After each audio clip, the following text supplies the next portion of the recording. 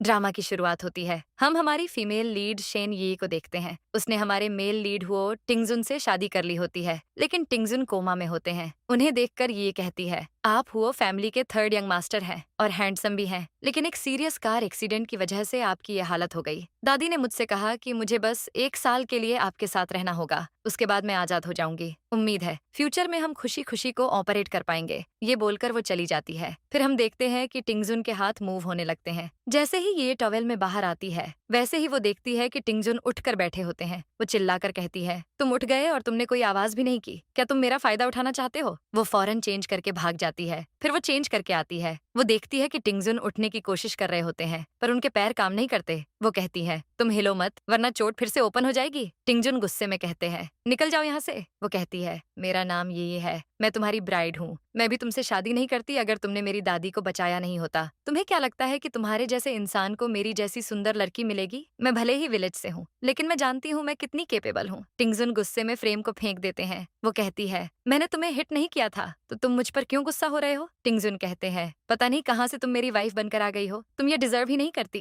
ये कहती है, तुम बुढ़े होकर अभी भी एंजल से शादी करने के ख्वाब देख रहे हो, सच को एक्सेप्ट कर लो। तभी टिंगजुन चिल्लाकर कहते हैं, कोई आकर इस लड़की को बाहर निकालो। लेकिन तभी ये उनका मुंह बंद करके कहती है, चिल्लाओ मत, मैंने तुम्हें प्यार से समझाया, लेकिन तुम मान नहीं रहे तो अब मुझे ब्लेम मत करना। ये बोलकर वो उन्हें मारकर बेहोश कर देती है। अगली सुबह ये की नींद खुलती है। तभी हम दो मेड लिली और जांग को बात करते देखते हैं। लिली कहती है, मैंने सुना है कि भाई सान्य बहुत पहले ठीक हो गए हैं, तो मिस बाई पहले वापस क्यों नहीं आई? फिर झांग कहती है, अब तो मिस्टर हुओ भी उठ गए हैं, एक कंट्री साइड की लड़की उनके लायक कैसे हो सकती है? वो बस 18 साल की है और मैंने सुना है कि उसने हाई स्कूल ड्रॉप कर दिया। बात करते हुए दोनों ये के कमरे में नॉक करती हैं। वो कहती है कि मिस बाई और मिस्टर ह्यूओ की यंग सिस्टर श्याओ श्याओ आपसे मिलने आई हैं। उनकी बातें सुनकर ये सोचती है, रयूमर के हिसाब से तो मिस बाई टिंगजुन की एक्स गर्लफ्रेंड है ना? वो मेड्स से कहती है, उन्हें वेट करने के लिए बोलो। इसके बाद वो श्याओ और बाई कियानरो से मिलने के लिए आती है। उसे देखकर श्याओ गुस्से में कहती है, तुम्हारी हिम्मत कैसे हुई हमें वेट करवाने की? कियानरो कहती है, श्याओ उससे ऐसे बात मत करो, वो टिंगजुन की वाइफ है। श्याओ कहती है, अगर वो कोमा में नहीं होते तो वो कभी इस लड़की से शादी नहीं करते। टिंगजुन सिर्फ तुमसे प्यार करते हैं। वो ये से कहती है, तुम मेरी बात मानो और जितनी जल्दी हो सके टिंगजुन को डिवोर्स दे दो। ये कहती है, पता नहीं कहाँ से सुबह सुबह डक्स आकर क्वैक क्वैक करने लगी। श्याओ ऑफ एंड हो जाती है। वो कहती है, मैं तुम्हें छोड़ूंगी नहीं, लेकिन कियानरो उसका हाथ पकड़कर बोलती है, श्याओ शांत हो जाओ। फिर वो ये से कहती है, प्लीज श्याओ से माफी मांगो। ये मन में कहती है, तो अब ये पीसमेकर बनने का ड्रामा कर रही है। वो उससे बोलती है, तुम मुझे यंग मिस्ट्रेस कहो। श्याओ कियानरो से कहती है, देखा तुम जितना काइंड बनोगी ये उतना तुम्हें बुली करेगी। फिर वो मन में सोचती है, ये लड़की कंट्री साइड से है, फिर भी इतना स्ट्रांग ऑनरा क्यों है इसका? श्याओ कहती है, तुम इतना घमंड मत करो। ये कहती है, मैं हूँ फैमिली की यंग मिस्ट्रेस हूँ तो घमंड तो होगा ही। रही बात कियानरो की, तो अगर मैं फ्यूचर में टिंगजुन से बोर हो गई तो वो उन्हें यूज कर सकती है। तभी टिंगजुन वहां आते हैं। श्याओ कहती है, ब्रदर आप फाइनली आ गए। ये मुझे और कियानरो को ऑनफेंड कर रही है। टिंगजुन ये को देखते हैं। उसकी ब्यूटी देखकर सोचते हैं, मैंने सोचा नहीं था कि ये इतनी प्रिटी होगी। कियानरो ड्रामा शुरू कर देती है। वो टिंगजुन का हाथ पकड़कर कहती है, टिंगजुन मैंने सोचा कि तुम्हें कुछ हो गया। टिंगजुन उसका हाथ झटक कर पूछते हैं, तुम वापस क्यों आई हो? कियानरो कहती है,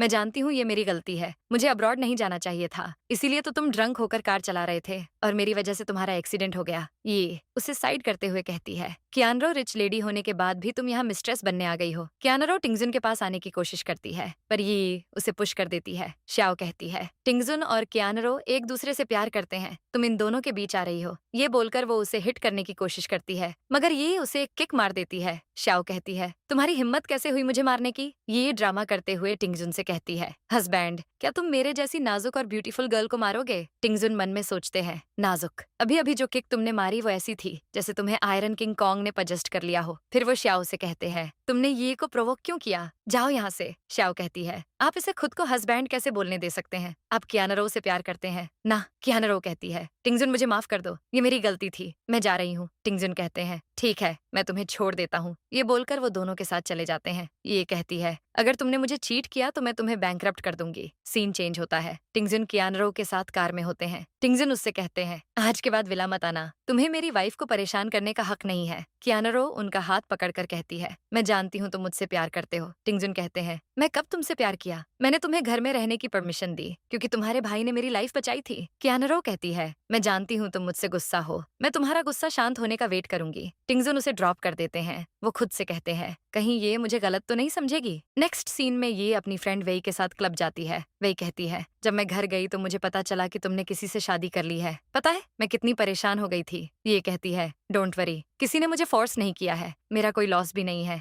क्योंकि ब्रेकअप फी में मुझे बहुत सारे पैसे मिलेंगे। वही कहती है, मैंने सुना है कि तुम्हारा हस्बैंड कोमा में है। ये कहती है, किसने कहा? वो तो वेडिंग नाइट को ही उठ गए थे। डोंट वरी, वो उठ गए हैं तो भी इंटीमेट नहीं हो सकते। वही कहती है, अच्छा है, वरना मुझे तुम्हारी फिक्र होती। यही कहती है, अब उनके बारे में बात मत करो। वो वेई को टिंगजुन का कार्ड दिखाकर कहती है, आज मैं तुम्हें ट्रीट दूंगी। दूसरी तरफ टिंगजुन भी क्लब में होते हैं। अपने कार्ड से पैसे का ट्रांजैक्शन देखकर शॉक हो जाते हैं। वांग पूछता है, तुम्हें क्या हुआ? टिंगजुन कहते हैं, ये लड़की ऐसा क्या खरीद रही है? वांग पूछता है, क्या ये वही है जिसने तुमसे शादी कर ली? ये तो काफी ब्रेव है। टिंगजुन कहते हैं, तुम उससे पंगा नहीं ले सकते। वांग कहता है, उसके आते ही तुम उठ गए, कहीं तुम्हें अपना सच्चा प्यार तो नहीं मिल गया? टिंगजुन ये को याद करने लगते हैं, फिर फ्रस्ट्रेट होकर कहते हैं, वो मेरे माइंड में बार बार क्यों आ रही है? वो किसी को कॉल करके कहते हैं, मेरे सभी सेकेंडरी कार्ड्स ब्लॉक कर दो। वांग कहता है, वो लड़की कितना ही स्पेंड कर लेगी? तभी टिंगजुन को पता चलता है कि उनका कार्ड खाली हो गया है। वांग ट्रांजैक्शन देखकर शॉक हो जाता है। वो कहता है, इसने आधे घंटे में कार्ड खाली कर दिया। वो तो ऑन समय ये क्लब में आए हर पर्सन को ट्रीट देती है। वे के साथ डांस कर रही होती है। वांग और टिंगजुन वहां पहुंच जाते हैं। ये को देखकर टिंगजुन गुस्से में उसके पास आते हैं। उसी टाइम कियानरो किसी को कॉल करके कहती है, क्या तुमने उसे पकड़ लिया? अच्छी बात है, अब उसे बेच दो, मैं दोबारा उसकी शक्ल नहीं देखना चाहती। बदले में मैं तुम्हें और 5 मिलियन दूंगी। सीन चेंज होता है। 2 आदमी ये को पकड़कर पार्किंग एरिया में जाते हैं। ये पूछती है, तुम लोग मुझे कहाँ ले जा रहे हो? एक आदमी कहता है, तुम हमें ब्लेम मत करो, तुमने ही एक भरी पार्टी को अनफ्रेंड कर दिया है। ये उन दोनों को मारकर गिरा देती है। दोनों आदमी शॉक हो जाते हैं। ये कहती है, मैं बचपन से ही स्ट्रांग हूँ। तभी क्यों फेई नाम का आदमी आता है, वो उन लोगों का बॉस होता है। वो गुस्से में कहता है, अभी तक तुम दोनों से काम पूरा नहीं हुआ। उसका एक आदमी कहता है, ये लड़की बहुत प्रिटी है, क्यों ना इसे बांधकर मिस्टर फेई के हवाले कर दिया जाए। फेई कहता है, तुम लोग रुको, इससे मैं डील करूंगा। जैसे ही वो ये को देखता है, शॉक हो जाता है। सीन तुरंत चेंज होता है। फेई ये को पकड़कर खड़ा होता है। वो टिंगजुन से कहता है, अगर तुम मुझे 5 बिलियन दोगे तो मैं इसे छोड़ दूंगा। ये सोचती है, ये तो मुझसे भी बड़ा लालची निकला। फेई उसका गला दबाने की एक्टिंग करता है। टिंगजुन कहते हैं, मैं पैसे दे रहा हूँ। वांग शॉक होकर कहता है, तुमने कहा था तुम इससे प्यार नहीं करते। टिंगजुन तुरंत फेई को पैसे दे देते हैं। पैसे पाने के बाद फेई ये से कहता है, मुझे पैसे मिल गए हैं तो मैं चलता हूँ।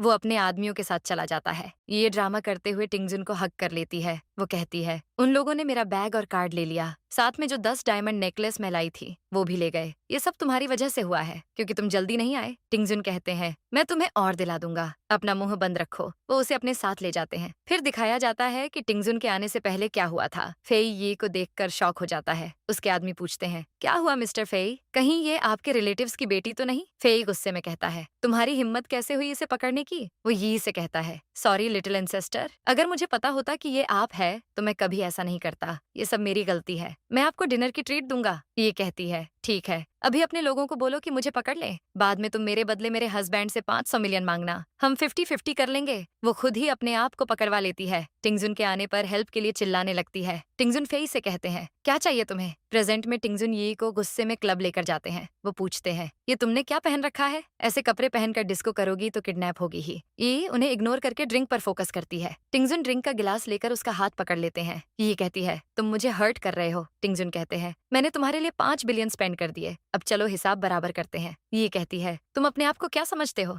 मैंने तब भी तुमसे शादी की जब तुम कोमा में थे। ये एहसान तुम जिंदगी में नहीं चुका पाओगे। क्या मेरा सैक्रिफाइस 5 बिलियन के बराबर भी नहीं है? टिंगजुन सोचते हैं, इसे 5 बिलियन कितने होते हैं ये भी नहीं पता। ये पूछती है, क्या 5 बिलियन बहुत ज्यादा होते हैं? टिंगजुन उसे घर जाने के लिए कह देते हैं। ये बाहर आती है। वे उसे कॉल पर पूछती है, क्या तुम ठीक हो? ये कहती है, मैं ठीक हूँ। तभी उसके सामने कुछ गैंगस्टर्स आ जाते हैं। ये पूछती है, क्या चाहिए तुम लोगों को? गैंगस्टर कहता है, तुम हमारे रास्ते में आ रही हो? ये कहती है, सच बताओ तुम्हें किसने भेजा है? गैंगस्टर कहता है, तुम मुझे धमकी दे रही हो। वो उसे टच करने की कोशिश करता है। ये उसका भर्ता बना देती है। शाओ टिंगजुन के पास जाकर कहती है, ब्रदर ये ने गैंगस्टर को ऑफेंड कर दिया है। कियानरो भी खतरे में है, जल्दी चलिए। टिंगजुन और वांग उसके साथ बाहर आते हैं। वहाँ का नजारा देखकर वो शॉक हो जाते हैं। ये गैंगस्टर्स के ऊपर बैठी होती है। कियानरो कहती है, मिस शेन मुझे मारना चाहती थी। शाओ कहती है, ब्रदर अब आप ही इसे सबक सिखाओ। टिंगजुन ये से कहते हैं, उठो इनके ऊपर से। वो मना कर देती है। टिंगजुन ये को कंधे पर उठाकर वहाँ से ले जाते हैं। सब शॉक हो जाते हैं। वांग कहता है, ये उनका प्राइवेट मैटर है। टिंगजुन ये को कमरे में ले जाते हैं। उसे बेड पर पटक कर उसके शार्ट ड्रेसेस निकालते हैं। ये कहती है, तुम ये सब क्या कर रहे हो? टिंगजुन कहते हैं, तुम्हें ये कपड़े सूट नहीं करते, इन सबको फेंको। ये कहती है, हम दोनों के बीच जनरेशन गैप है, तुम मेरी चीजों को हाथ मत लगाया करो। टिंगजुन कहते हैं, अगर दादाजी की तबीयत ठीक नहीं होती तो तुम्हें डिवोर्स दे चुका होता। अब से ऐसे कपड़े यहाँ अलाउड नहीं होंगे। ये कहती है, मैं तुम्हारी बात नहीं मानूंगी। हम एक डील कर सकते हैं, तुम 1 साल तक मुझे चीट नहीं करोगे और मैं भी कोऑपरेट करूंगी। 1 साल बाद हम डिवोर्स ले लेंगे और तुम मुझे ब्रेकअप फी दोगे। टिंगजुन कहते हैं, ठीक है, लेकिन अपना प्रॉमिस मत तोड़ना। सीन चेंज होता है। ये घर के बाहर चेयर पर बैठी होती है। शाओ और कियानरो वहां आते हैं। शाओ कहती है, दादाजी हयान स्कूल के प्रिंसिपल से मिलने गए हैं ताकि तुम वापस स्कूल ज्वाइन कर सको। तुम कितनी ग्रीडी हो। हुआ फैमिली में आते ही तुमने 5 बिलियन स्पेंड कर दिए। ये कहती है, मैंने तो स्कूल के बारे में नहीं सुना, मैं अपने हस्बैंड के पैसे स्पेंड कर रही हूँ। शाओ कहती है, मेरे ब्रदर कियानरो को पसंद करते हैं। ये कहती है, जब उनका एक्सीडेंट हुआ तो मिस बाई ने उनसे शादी क्यों नहीं की। शाओ चुप हो जाती है। कियानरो कहती है, मैं उस टाइम अब्रॉड में थी, वापस आते तक ये शादी कर चुकी थी। शाओ कहती है, क्या तुम हम दोनों को अलग करना चाहती हो। ये हंसते हुए कहती है, ये तुम्हें यूज कर रही है। कियानरो कहती है, मैं और टिंगजुन एक दूसरे से बहुत प्यार करते हैं। शाओ कहती है, कियानरो अब्रॉड की टॉप स्टूडेंट है और तुम्हारे पास क्या है। ये कहती है, मेरे पास मेरे हस्बैंड का प्यार है। शाओ कहती है, वो कियानरो को पसंद करते हैं। तभी टिंगजुन आ जाते हैं। ये कहती है, तुम्हारे ब्रदर आ गए हैं तो तुम खुद इनसे पूछ लो कि ये किसे पसंद करते हैं। टिंगजुन कियानरो से कहते हैं, तुम वापस क्यों आई हो। शाओ कहती है, मैंने सुना है कि ये कल ऑलमोस्ट किडनैप हो गई थी, हम इससे मिलने आ गए। हमें क्या पता था कि इसे हमारा आना अच्छा नहीं लगेगा। इसने कियानरो को डांटा भी। टिंगजुन कहते हैं, स्कूल स्टार्ट होने वाला है, तुम वापस जाकर प्रिपरेशन क्यों नहीं करती। ये ड्रामा करते हुए टिंगजुन से कहती है, इन दोनों ने मुझे मिस्ट्रेस कहा, बोला कि मैं कंट्री साइड की वाइल्ड लड़की हूँ। ये भी बोला कि तुम्हें हाई एजुकेटेड और स्ट्रॉन्ग फैमिली बैकग्राउंड वाले लोग पसंद हैं। क्या ये सच है। टिंगजुन कहते हैं, नहीं। ये कहती है, इन लोगों ने कहा कि मैंने तुम्हारे 5 बिलियन वेस्ट कर दिए, क्या तुम भी मुझे ब्लेम करोगे। टिंगजुन कहते हैं, नहीं, जो मेरा है वो तुम्हारा है। ये उन्हें हक करके कहती है, तुम कितने अच्छे हो। शाओ और कियानरो ये देखकर सदमे में होते हैं। शाओ कहती है, ब्रदर ये आपको कौन सी मेडिसिन दे रही है। टिंगजुन कहते हैं, मेडिसिन तो तुम्हें दिया जा रहा है, तुम कुछ लोगों की बातों में आकर यूज्ड हो रही हो। ये कहती है, हस्बैंड मैं थक गई हूँ, क्या तुम मुझे रेस्ट करने ले जाओगे। टिंगजुन उसे बाहों में उठाकर ले जाते हैं। कियानरो और शाओ को गुस्सा आता है। टिंगजुन ये को घर लाते हैं और नीचे उतारते हैं। ये कहती है, तुमने अच्छा परफॉर्म किया। वो जाने की कोशिश करती है। टिंगजुन उसके सामने आकर कहते हैं, तुम कियानरो के पास मत जाया करो, उससे दूर रहने में तुम्हारी भलाई है। ये कहती है, मैं क्यों उसके क्लोज जाऊंगी, तुम्हारी प्यारी दोस्त ही मुझसे पंगे लेती है। टिंगजुन कहते हैं, बकवास मत करो, क्या तुम जेलस हो रही हो। यही कहती है, दुनिया में बहुत लोग हैं, मैं तुम्हें लेकर क्यों जेलस होंगी। टिंगजुन उसे अपनी तरफ पुल करते हैं। ये नर्वस होकर कहती है, मुझे जाने दो। टिंगजुन उसके वेस्ट को पकड़ते हैं। ये उनका हाथ झटक कर कहती है, अगर तुमने ऐसा दोबारा किया तो तुम्हारे हाथ काट दूंगी। ये बोलकर वो चली जाती है। नेक्स्ट सीन में ये स्टडी रूम में जाती है। उसे किसी का कॉल आता है। एक आदमी कहता है, एक ऑर्डर आया है, उसके आपको 10 गुना ज्यादा मिलेंगे, क्या आप इंटरेस्टेड हैं। ये कहती है, मैं बिजी हूँ। वो आदमी कहता है, क्या आपको कोई हेल्प चाहिए। ये कहती है, मुझे स्कूल जाना होगा।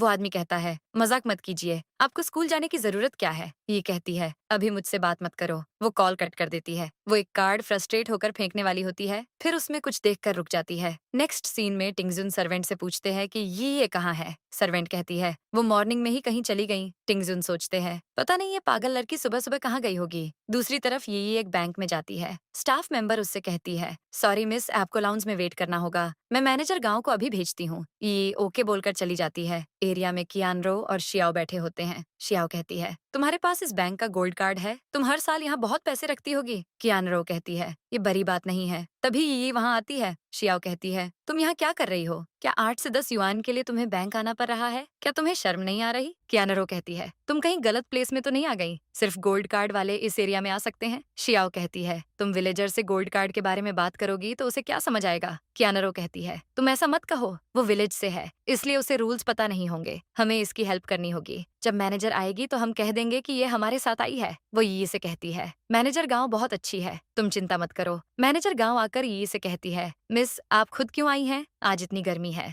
अगर आप कॉल कर देती तो हम आपके घर आ जाते। शियाओ कहती है, मिस गांव आपको गलत फहमी हुई है, बाई फैमिली की बड़ी बेटी कियानरो है और ये लड़की कंट्री साइड की है। कियानरो कहती है, मिस गांव मैं बाई कियानरो हूँ और ये मेरे साथ आई है। ये गांव से पूछती है, क्या तुमने सच में मुझे गलत समझ लिया। शियाओ कहती है, तुम कंट्री साइड की झोपड़ पट्टी में रहने वाली हो तो हद में रहो। कियानरो कहती है, आप मेरे लिए इसे कुछ मत कहना। गांव यी से कहती है, मिस शेन मैं इस लेडी को नहीं जानती हूँ। ये सुनकर कियानरो और शियाओ शॉक हो जाती है। गांव कहती है, मिस बाई, ये मेरी डिस्टिंग्विश्ड कस्टमर है जिनके पास हंड्रेड्स ऑन ऑफ मिलियंस की प्रॉपर्टी है। आपको इनके बारे में कुछ कहने का हक नहीं है। ये कियानरो से कहती है, तुमने सुना ना, गांव तुम्हें नहीं जानती, क्या मैं तुम दोनों को इंट्रोड्यूस कर दूं? कियानरो ऑफेंड हो जाती है। ये कहती है, ये पब्लिक एरिया है, यहाँ तमाशा मत करो। अपनी फालतू की ट्रिक्स मुझ पर आजमाने की जरूरत नहीं है, वरना मैं तुम्हारी पूरी बाई फैमिली को मिटा दूंगी। नेक्स्ट सीन में रोड साइड पर एक ओल्ड लेडी बैठी होती है। उनकी तबीयत खराब हो जाती है। ये उनकी पल्स चेक करके कहती है, इन्हें हार्ट प्रॉब्लम है। वो उन्हें मेडिसिन देती है। तभी टिंगजुन का कॉल आता है। वो कहते हैं, उनकी दादी अब्रॉड से आ गई है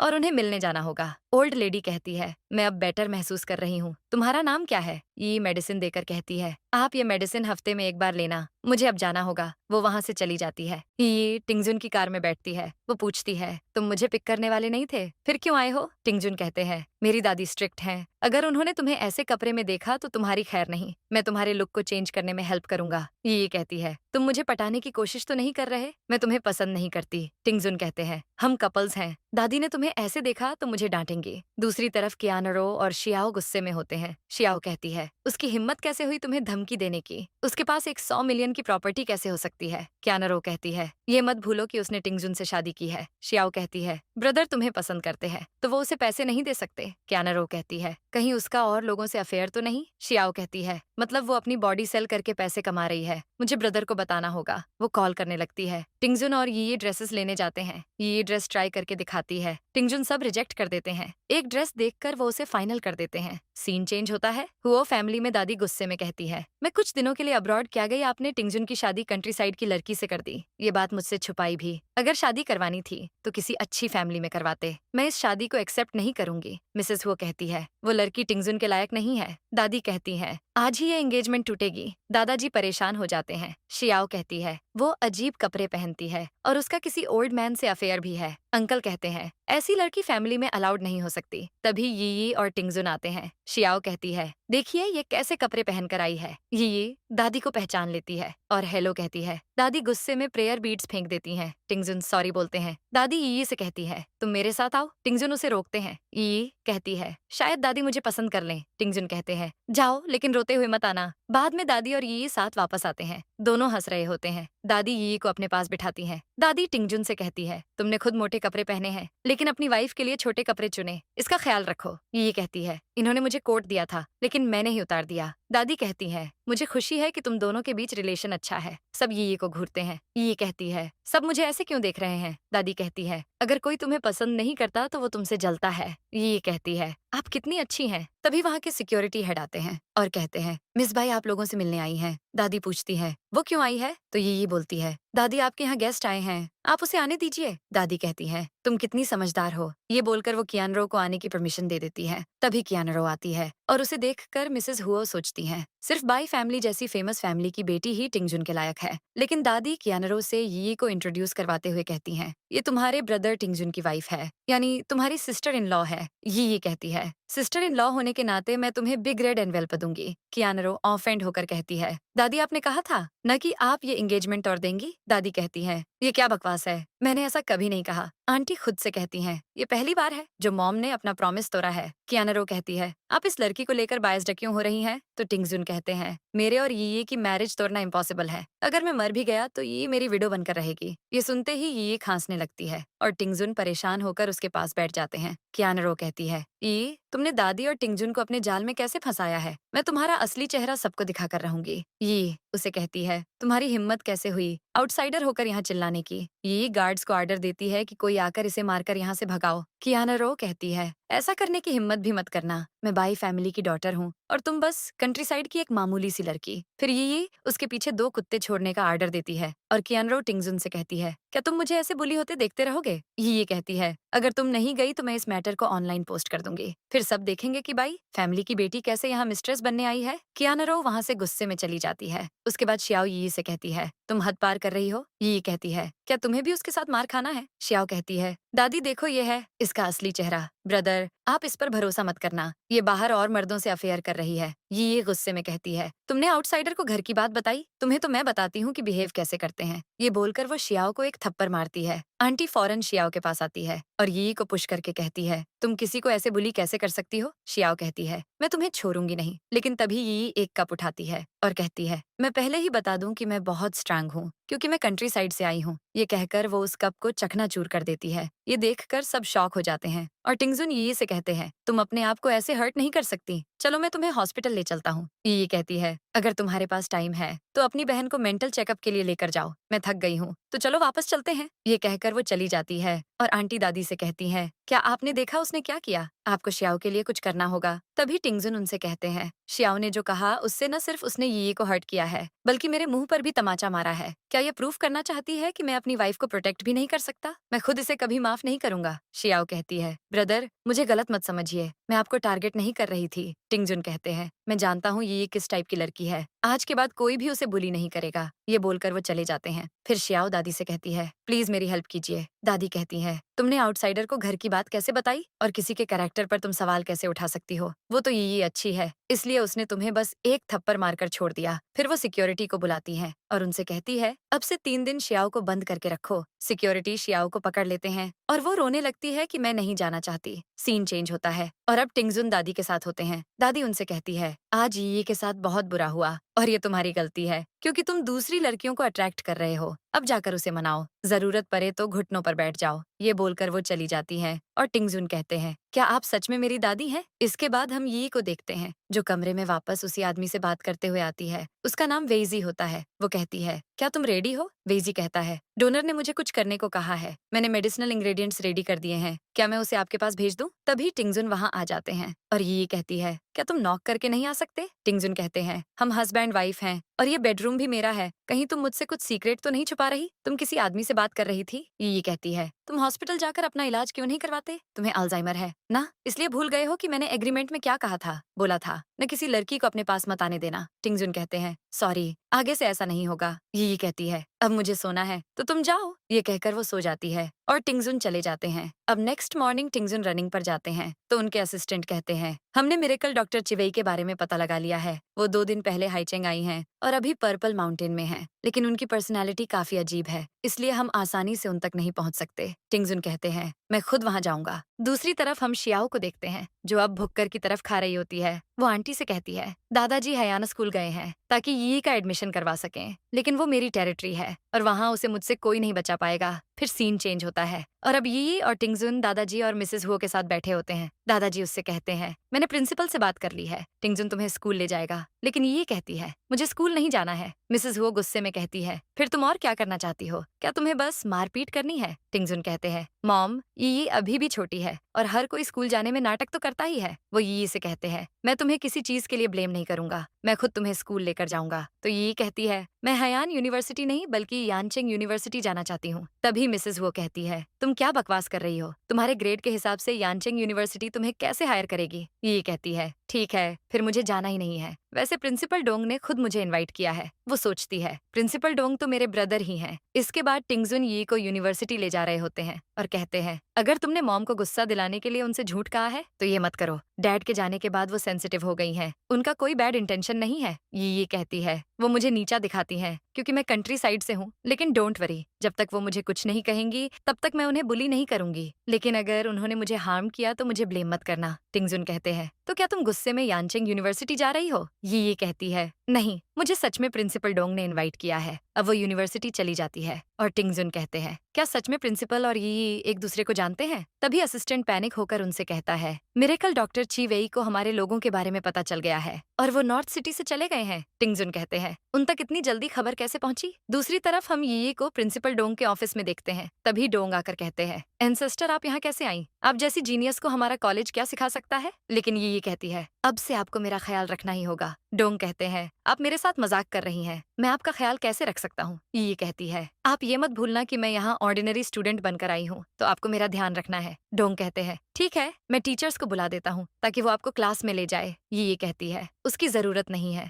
मैं क्लास 13 में जाना चाहती हूँ। डोंग कहते हैं, ठीक है, मैं अरेंजमेंट करवा देता हूँ। ये बोलकर वो चले जाते हैं। अब हम शियाओ की फ्रेंड कियाओ शान और उसके दोस्तों को देखते हैं। एक फ्रेंड शान को कहती है, क्लास 13 में एक लड़की ट्रांसफर हुई है, वो काफी कूल लगती है। शान कहती है, वो कंट्री साइड की लड़की है। फिर याद करती है कि शियाओ ने उसे क्या बताया था। शियाओ कहती है, उसकी दादी ने उसकी शादी हुआ फैमिली में कर दी। वो बहुत बेशर्म है, उसने मुझे भी बहुत बार ह्यूमिलेट किया है। दादाजी उसे हयान कॉलेज भेजने वाले थे, लेकिन उसने जाने से मना कर दिया और वो यानचेंग यूनिवर्सिटी जाना चाहती है। शान कहती है, तुम चिंता मत करो, तुम्हारे लिए उसे मैं सबक सिखाऊंगी। ये याद करके वो अपनी फ्रेंड्स से कहती है, डोंग भी उसकी तरह गरीब घर से आए हैं। उस लड़की के आते ही हमारा स्टैंडर्ड लो हो गया है। उसकी फ्रेंड कहती है, वो बस अच्छा होने का नाटक करती है। तभी शान उनके साथ एक प्लान बनाती है और फिर वो लोग यी के पास जाते हैं। शान यी से कहती है, तुम्हारे जैसी कंट्री साइड की लड़की को हमारे साथ बैठकर पढ़ने का कोई हक नहीं है। मैं तुम्हें एडवाइस दे रही हूँ, अगर खैरियत चाहती हो तो क्लास 13 से चली जाओ। यी कहती है, तो तुम यहाँ की लीडर हो? शान कहती है, हाँ, मैं कियाओ ग्रुप के प्रेसिडेंट की बेटी हूँ, तुम मेरा क्या ही बिगाड़ लोगी। तभी यी उसे एक थप्पड़ मारती है और शान गुस्से में कहती है, तुम्हारी हिम्मत कैसे हुई मुझे मारने की। तभी यी एक ही वार से टेबल को तोड़ देती है और ये देखकर शान और उसकी फ्रेंड्स को 440 वोल्ट का झटका लगता है। फिर यी शान का गला पकड़ लेती है और शान कहती है, मैं कियाओ फैमिली की बेटी हूँ, तुम मेरा कुछ नहीं बिगाड़ सकती। तभी ये उसके हाथ को ट्विस्ट करके उसे पुश कर देती है और कहती है, मुझे ऑफेंड मत करना, वरना मैं तुम लोगों को ऑफेंड कर दूंगी। इसके बाद सीन बदलता है और शान अपना टूटा हाथ लेकर घर जाती है। तब मिस्टर और मिसेस कियाओ उसकी हालत देखकर शॉक हो जाते हैं। शान कहती है, मुझे आज एक कंट्री साइड की लड़की ने बुली किया। मिस्टर कियाओ कहते हैं, उसकी हिम्मत कैसे हुई मेरी बेटी को टच करने की। शान कहती है, वो कंट्री साइड से आई है, आपको मेरी हेल्प करनी होगी। मिसेस कियान कहती है, तुम चिंता मत करो, कंट्री साइड की लड़की को सबक सिखाना कितना ही मुश्किल होगा, तुम्हारे डैड उसे छोड़ेंगे नहीं। शान कहती है, मैं चाहती हूँ वो घुटनों पर बैठकर मुझसे माफी मांगे, मैं उनकी फिंगर्स भी तोड़ दूंगी। लेकिन मैंने सुना है कि उसकी शादी हुआ फैमिली के यंग मास्टर से हुई है, अगर हुआ फैमिली उसे सपोर्ट करने आ गई तो क्या होगा। मिस्टर कियाओ कहते हैं, उस लड़की का क्या ही स्टेटस होगा, जरूर हुआ फैमिली ने उस पर तरस खाया होगा। मेरी अभी भी हुआ फैमिली से दोस्ती है, इसलिए वो मेरी डिसरिस्पेक्ट नहीं करेंगे। शान ये सुनकर खुश हो जाती है। सीन चेंज होता है और ये टिंगजुन के साथ कार में होती है। तब वो उनसे पूछती है, क्या तुम बिजी होने के बाद भी मुझे स्कूल से आज पिक करने क्यों आए। टिंगजुन कहते हैं, ये यानचेंग यूनिवर्सिटी है, जहाँ सब सोशल बैकग्राउंड वाले लोग आते हैं, मुझे डर था कि कहीं तुम उन्हें ऑफेंड न कर दो। ये कहती है, मेरे पास भी तो आइडेंटिटी है, मेरे हस्बैंड मिस्टर हो हैं, तो ये जानने के बाद कौन मुझे हाथ लगाने की हिम्मत करेगा। अब दोनों घर के बाहर होते हैं और तभी यी को किसी का मैसेज आता है कि तुम्हारे लिए दूसरा टास्क डिजाइन कर लिया गया है। दूसरी पार्टी के लोग मिरेकल डॉक्टर को ढूंढने में लगे हैं। यी सोचती है, ची वेई ने किसे ऑफेंड कर दिया, जिसकी वजह से लोग उनके पीछे पड़ गए हैं और उनसे मिलने के लिए इतने पैसे खर्च करने के लिए भी तैयार हैं। अब वो कुछ रिप्लाई करती है। फिर दूसरी तरफ टिंगजुन को असिस्टेंट का कॉल आता है, जो कहते हैं कि आपका ऑर्डर रिजेक्ट हो गया है। टिंगजुन कहते हैं, 200 मिलियन और ऐड कर दो, मुझे नहीं लगता कि इस दुनिया में कोई होगा जो पैसे नहीं चाहता होगा। ये सब सुनती है और फिर उसे किसी का मैसेज आता है कि पार्टी अब मिरेकल डॉक्टर से मिलने के लिए 300 मिलियन देने के लिए भी रेडी है। ये सोचती है, इसका मतलब छिवेई से जो मिलना चाहता है वो हुआ टिंगजुन है। तभी टिंगजुन उससे पूछते हैं, तुम क्या देख रही हो, चलो। टिंगजुन उसका हाथ पकड़ते हैं तो वो पूछती है, इसका क्या मतलब है। टिंगजुन कहते हैं, अगर हम कपल है तो हमें अच्छे से एक्टिंग करनी होगी। ये बोलकर वो दोनों साथ चले जाते हैं। दूसरी तरफ कियानरो मिसेस हुओ के साथ होती है और कुछ गिफ्ट देकर कहती है, मैं अब्रॉड से आने के बाद आपके लिए कुछ नहीं लाई, इसलिए इसे एक्सेप्ट कर लीजिए। मिसेस हुओ कहती है, तुम सच में कितनी अच्छी हो, लेकिन हमारी किस्मत में तो वो ये थी। कियानरो ड्रामा करते हुए कहती है, ऐसा मत कहिए, मैं ही उसके बराबरी की नहीं हूँ। मिसेस हुओ कहती है, वो बदतमीज तो तुम्हारे एक स्ट्रैंड के बराबर भी नहीं है, उसने बस मॉम डैड को फंसा लिया है। कियानरो कहती है, आप धीरे बोलिए, कहीं कोई सुन न ले। मिसेस हुओ कहती है, तुम मेरे बारे में अब भी सोच रही हो, काश तुम मेरी डॉटर इन लॉ होती। कियानरो कहती है, ये मेरी गलती है कि दादाजी और दादी को मैं पसंद नहीं हूँ, लेकिन मैंने सुना है दादी की तबीयत ठीक नहीं है, तो मैंने उनके लिए अब्रॉड से गिफ्ट मंगवाया है। मिसेस हुओ कहती है, तो चलो मैं तुम्हें अभी उनके पास ले चलती हूँ, तुम्हारी काइंडनेस देखकर उन्हें एहसास होगा कि तुम में और उस लड़की में कितना डिफरेंस है। इधर यी और टिंगजुन भी दादी के पास होते हैं। दादी कहती हैं, ये ऐसा क्या है जो हम तुम्हें नहीं दे सकते, तुम्हें स्कूल की हार्ड लाइफ झेलने की क्या जरूरत है। ये ड्रामा करते हुए कहती है, मैंने सुना है जब कपल्स की शादी होती है तो पति की सैलरी पर वाइफ का हक होता है, लेकिन मेरे हस्बैंड ने तो आज तक मुझे अपना सैलरी कार्ड नहीं दिया, कहीं बाहर या मिस्ट्रेस पर तो पैसे खर्च नहीं कर रहे। टिंगजुन उसकी ट्रिक से परेशान हो जाते हैं। उसी टाइम कियानरो और मिसेस हुओ आती हैं और ये की बात सुनकर मिसेस हुओ कहती है, ये क्या बकवास है। ये पूछती है, मिस बाई यहाँ क्यों आई हैं, क्या लास्ट टाइम का सबक भूल गई। कियानरो ड्रामा करते हुए कहती है, मैंने सुना दादी की तबीयत ठीक नहीं है, तो मैं बस मिलने आ गई थी। मिसेस हुओ गुस्से में यी से कहती है, ये हमारी गेस्ट हैं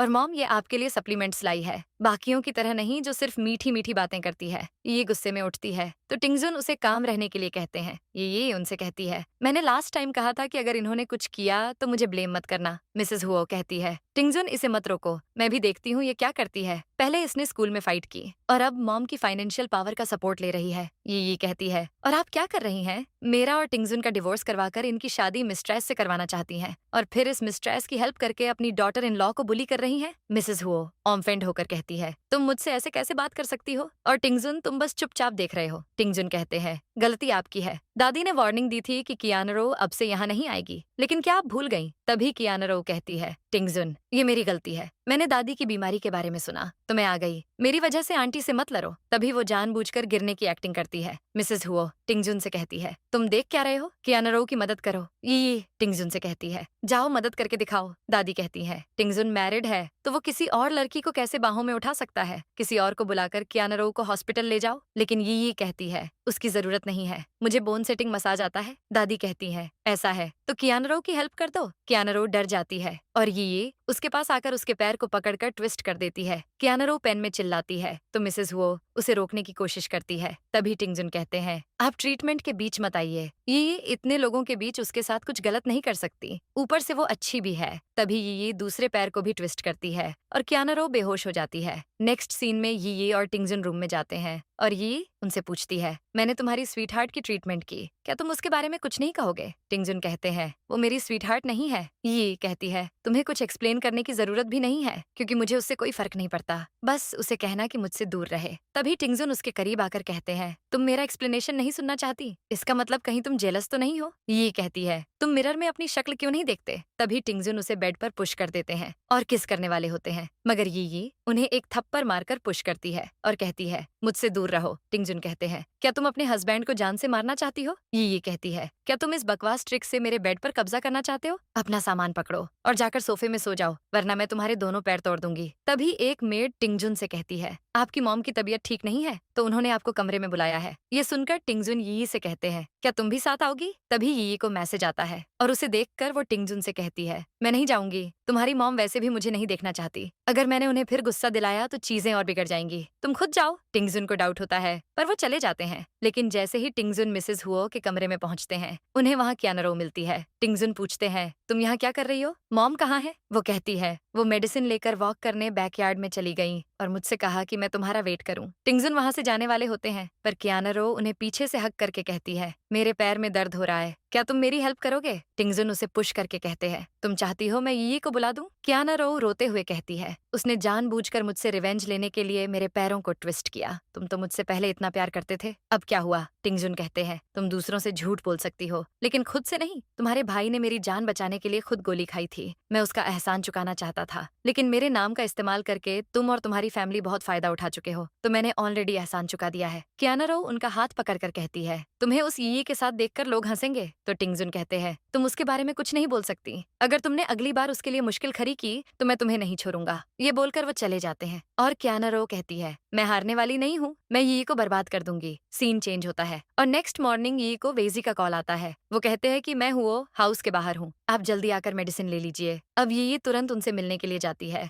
और तभी एक ओल्ड मैन यानी वेजी उसके पास आते हैं। ये कहती है, आप केयरलेस होते जा रहे हैं। तो वेजी कहते हैं, पता नहीं कौन है जो मुझे ट्रैक करना चाहता है, उसकी वजह से मुझे यहाँ वहाँ छुपना पड़ रहा है। ये कहती है, कहीं आपने गुस्से के कारण किसी को ऑफेंड तो नहीं कर दिया? वेजी कहते हैं, मैं ये कैसे कर सकता हूँ, एक बार मुझे वो मिल जाए तो मैं उसे छोड़ूंगा नहीं। ये कहती है, डोंट वरी, अब से कोई आपको परेशान नहीं करेगा। तभी वेजी उसे एक बैग देकर कहते हैं, आप इसे जैसे चाहें यूज कर सकती हैं, क्या मेरे लिए और कोई इंस्ट्रक्शंस हैं? ये ना कहती है तो वो चले जाते हैं। अब ये घर जाती है तो हुआ फैमिली हॉल में ही बैठी होती है। तब शाओ ये के कपड़े पर कमेंट मारते हुए कहती है, तुम ये गंदे कपड़े पहनकर क्या कचरा उठाने गई थी? मिसेस हुओ कहती है, क्या तुम्हें यहाँ खाने और पहनने में कमी हो रही है? तुम हमें ऐसे एम्बेरस क्यों कर रही हो? तभी दादी यी को अपने पास बुलाती है और कहती है, तुम इतनी सुबह कहाँ गई थी? यी कहती है, मैं आपको कुछ देना चाहती हूँ। शाओ कहती है, तुम इस कचरे के बैग से दादी को क्या देना चाहती हो? आंटी कहती है, कियानरो ने मॉम को 200 साल पुराना जिनसेंग दिया था और तुम पता नहीं इस बैग से क्या निकालोगी? यी कहती है, क्या वो जिनसेंग ज्वेलरी पावरफुल है? कियानरो कहती है, तुम कुछ ज्यादा बोल रही हो, क्या तुम जो लाई हो वो ज्वेलरी से ज्यादा वैल्यूएबल है? तभी यी बैग से प्लांट निकालती है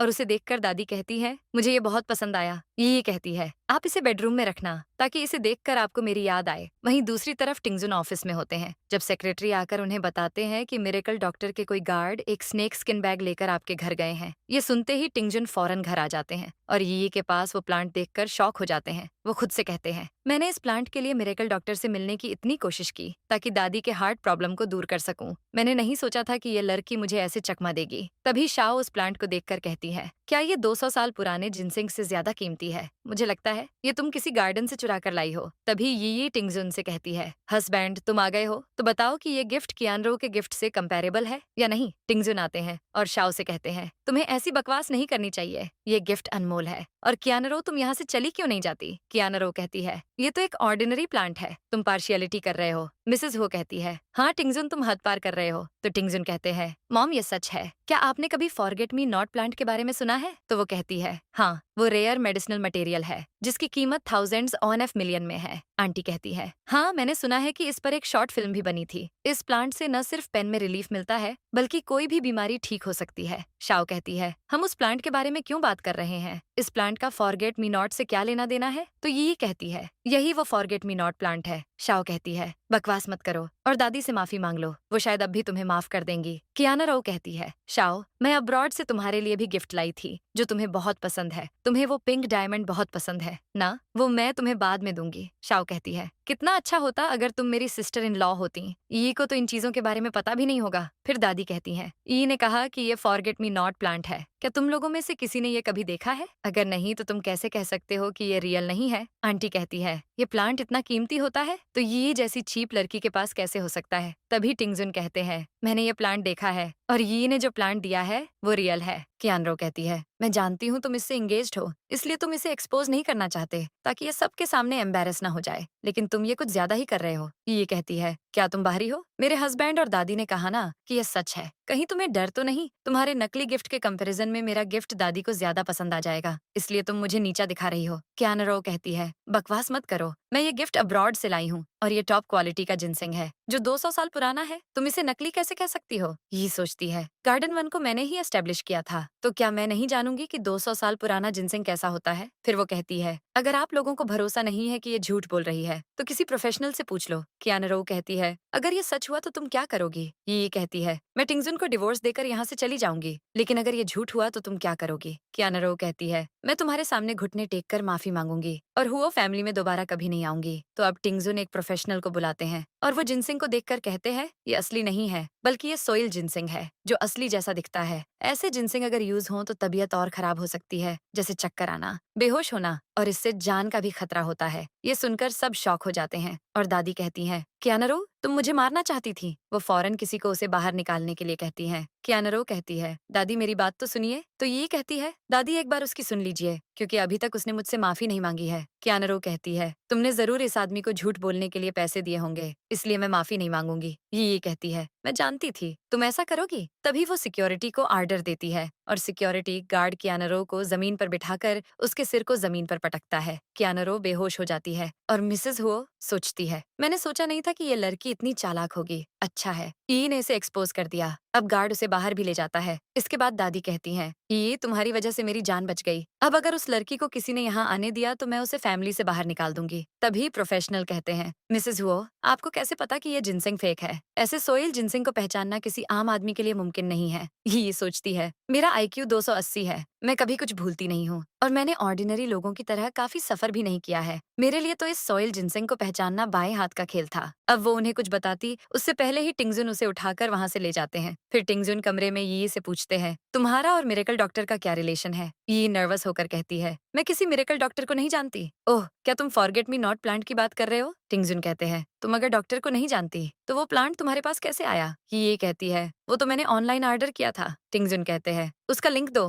तो ये उन्हें ऑनलाइन प्लेटफॉर्म में वो प्लांट दिखाती है लेकिन वो आउट ऑफ स्टॉक होता है। ये कहती है, सॉरी लगता है ये तुम्हारी किस्मत में है ही नहीं। इसके बाद सीन बदलता है और हम देखते हैं कि ये वेई के साथ आर्ट एग्जीबिशन में जाती है जहाँ शान भी होती है और वो ची फेई से कहती है, यही है वो लड़की जिसने मुझे हर्ट किया था। फेई यी को देखकर शॉक हो जाता है और फिर शान को ही पुश करके कहता है, तुम्हारी हिम्मत कैसे हुई इन्हें ऑफेंड करने की? वो यी से कहता है, एंसेस्टर आप में मिस कियाओ को नहीं जानता, अगर इसने आपको ऑफेंड किया है तो इसे मैं सबक सिखाऊंगा। शान शॉक में कहती है, ये क्या तुम फेई को जानती हो? ये कैसे हो सकता है? फेई उसे गुस्से में कहता है, चुप रहो, तुम खुद को समझती क्या हो और तुम इन्हें नाम से कैसे बुला रही हो? मैं इनके छोटे भाई जैसा हूँ। शान डर कर कहती है, ये सब करने के लिए मुझे शाओ ने कहा था, प्लीज मुझे माफ कर दो। तो फे यी से पूछता है, आप बताइए कि इसका क्या करना है? शान कहती है, प्लीज मुझे माफ कर दो। तो यी कहती है, मैं दोबारा तुम्हें देखना भी नहीं चाहती, आज का लेसन याद रखना। फे शान से कहता है, और किसी को आज जो हुआ उसके बारे में पता नहीं चलना चाहिए, वरना अच्छा नहीं होगा। शान तुरंत वहाँ से चली जाती है। फिर वे यी से पूछती है, ये सब क्या है? क्या तुम प्रिंस फे को जानती हो? ये उसे बताने वाली होती है, लेकिन वे अपने कान बंद करके कहती है, नहीं रहने दो, मुझे नहीं जानना, वरना टीवी ड्रामा के जैसे सच जानकर मैं भी जल्दी न मर जाऊं। अब हम देखते हैं कि यी और फे वहाँ एक पेंटिंग के बारे में बात कर रहे होते हैं, लेकिन तभी वे वॉशरूम चली जाती है और अब यी और फे अकेले होते हैं। तभी शाओ दोनों को साथ में देखकर टिंगजुन को कॉल करती है और कहती है, ब्रदर, मैं मास्टर फांगतियांदी के पेंटिंग एग्जीबिशन में आई हूँ और यहाँ मैंने सिस्टर इन लॉ को उसी किडनैपर के साथ देखा जिसने उन्हें किडनैप किया था। अब जल्दी आइए। ये बोलकर वो चली जाती है। अब इधर यी और फेई बात कर रहे होते हैं। फेई कहता है, फांग तियांदी 3 साल से इस फील्ड में राज कर रहे हैं। उनकी ये पेंटिंग जिसमें एक सुंदर सी लड़की मूनलाइट में बैठी है, ये सबसे एक्सपेंसिव है। अगर आपको ये पसंद है तो ये आपको दे सकता हूँ। यी कहती है,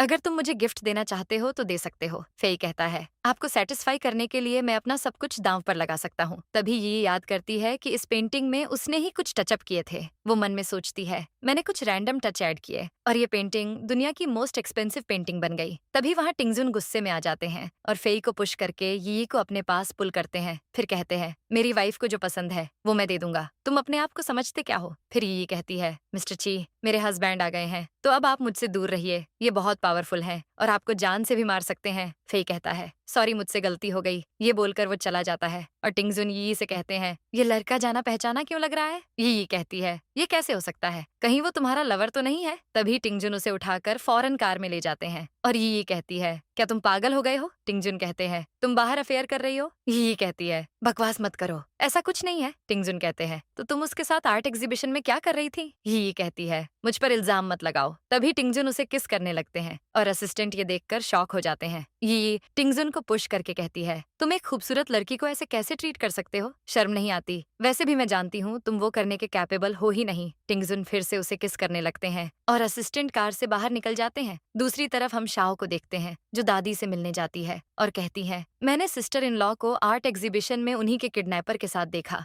जब ब्रदर को इस बारे में पता चला तो वो आर्ट एग्जीबिशन चले गए। कहीं उन्हें कुछ होगा तो नहीं ना? दादी कहती है, ये तुम क्या बोल रही हो? जरूर तुमने कुछ गलत देखा है या फिर वापस से ये किडनैप हुई होगी। तुमने उसे खतरे में देखा और उसे बचाया भी नहीं। अगर उसे या टिंगजुन को कुछ हुआ तो मैं तुम्हें कभी माफ नहीं करूंगी। शाओ सोचती है, पता नहीं उसने दादी को ऐसा क्या कहा है जिसके कारण दादी हमेशा उसके फेवर में होती हैं। मुझे उसे हुआ फैमिली से निकालना ही होगा। अब सीन बदलता है और हम देखते हैं कि इंटीमेट होने के बाद यी और टिंगजुन कार से निकलते हैं और टिंगजुन यी को टीज कर रहे होते हैं। तभी मिसेज हुओ और मिसेज क्याओ वहाँ आते हैं। मिसेज हुओ कहती है, मिसेज क्याओ तुम दोनों से मिलने आई हैं, इन्हें तुम्हारी हेल्प चाहिए। टिंगजुन कहते हैं, माँ, आप खुद इनकी सारी प्रॉब्लम सॉल्व कर सकती हैं, तो मुझसे मिलने क्यों आई हैं? दादी हमारा वेट कर रही हैं, इसलिए हमें जाने दीजिए। ये बोलकर वो दोनों चले जाते हैं। फिर मिसेज हुओ मिसेज क्याओ से कहती है, तुम्हें क्या हुआ? तुम इतनी परेशान क्यों लग रही हो? मिसेज क्याओ कहती है, ये लड़की जो थी वो टिंगजुन की वाइफ है। मिसेज हुओ कहती है, हाँ, डैड ने दोनों की शादी फिक्स की है, वरना मैं तो शान से उसकी शादी करवाना चाहती थी। मिसेज कियाओ कहती है, मैं तुम्हें ब्लेम नहीं करूंगी, शान की किस्मत ही खराब है।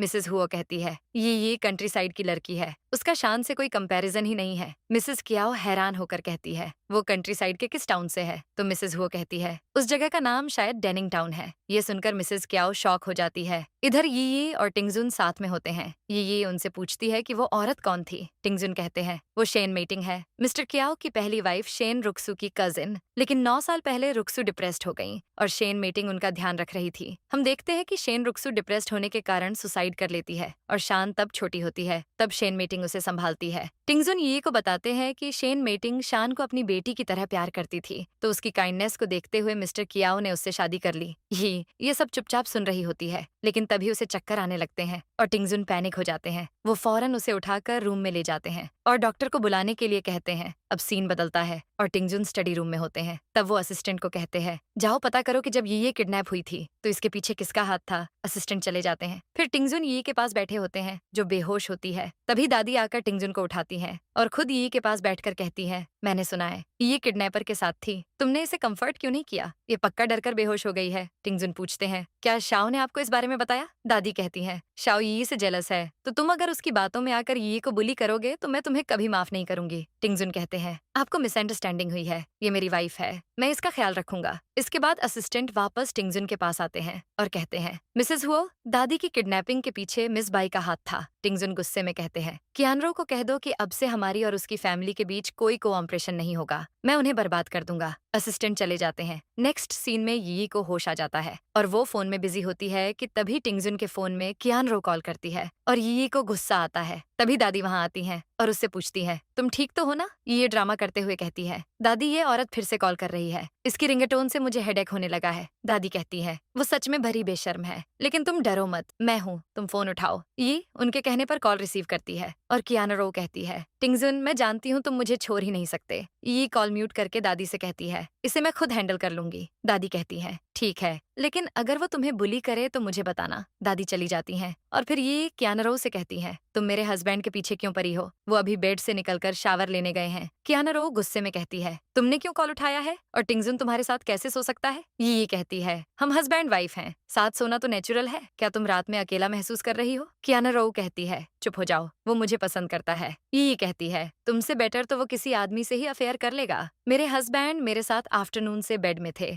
और अभी सेटिस्फाइड हुए हैं। कियानरो ऑफेंड होकर कहती है, मुझे तुम्हारी बकवास पर भरोसा नहीं है। तभी ये ऐसे प्रिटेंड करती है कि टिंगजुन आ गए हैं और उसके साथ फिर से रोमांस कर रहे हैं और फिर वो कॉल कट करके हंसने लगती है। तभी टिंगजुन ये सब देखकर उसके पास आते हैं और कहते हैं, तुम चाहो तो मैं सच में तुम्हें सेटिस्फाई कर सकता हूँ। ये कहती है, तुम कब आ गए? टिंगजुन कहते हैं, जब तुम कियानरो को जेलस कर रही थी। वहीं दूसरी तरफ कियानरो गुस्से में होती है और तभी वो एक प्लान बनाती है। वो किसी को कॉल करके कहती है, कल तुम लोग वही करोगे जो मैं कहूंगी। फिर सीन चेंज होता है और नेक्स्ट डे हम देखते हैं कि वेई को एक आदमी ने किडनैप कर लिया होता है। वो आदमी यी को कॉल करता है और ये कहती है, वेई तुम कहाँ हो? हम आज साथ में मार्केट जाने वाले थे ना? तभी वो आदमी फोन लेकर यी से कहता है, क्या तुम शेन यी हो? तुम्हारी बेस्ट फ्रेंड मेरे पास है और अगर तुम इसे बचाना चाहती हो तो आज रात वेयर हाउस में आ जाना। ये कहती है, मुझे वेई से बात करवाओ। तभी वेई यी से कहती है, तुम मत आना, ये लोग तुम्हें पकड़ना चाहते हैं। वो आदमी उसे शांत बैठने के लिए बोलता है और ये गुस्से में कहती है, मैं जरूर आऊंगी, लेकिन तुम वेई को कुछ नहीं करोगे, वरना मैं तुम लोगों को छोड़ूंगी नहीं।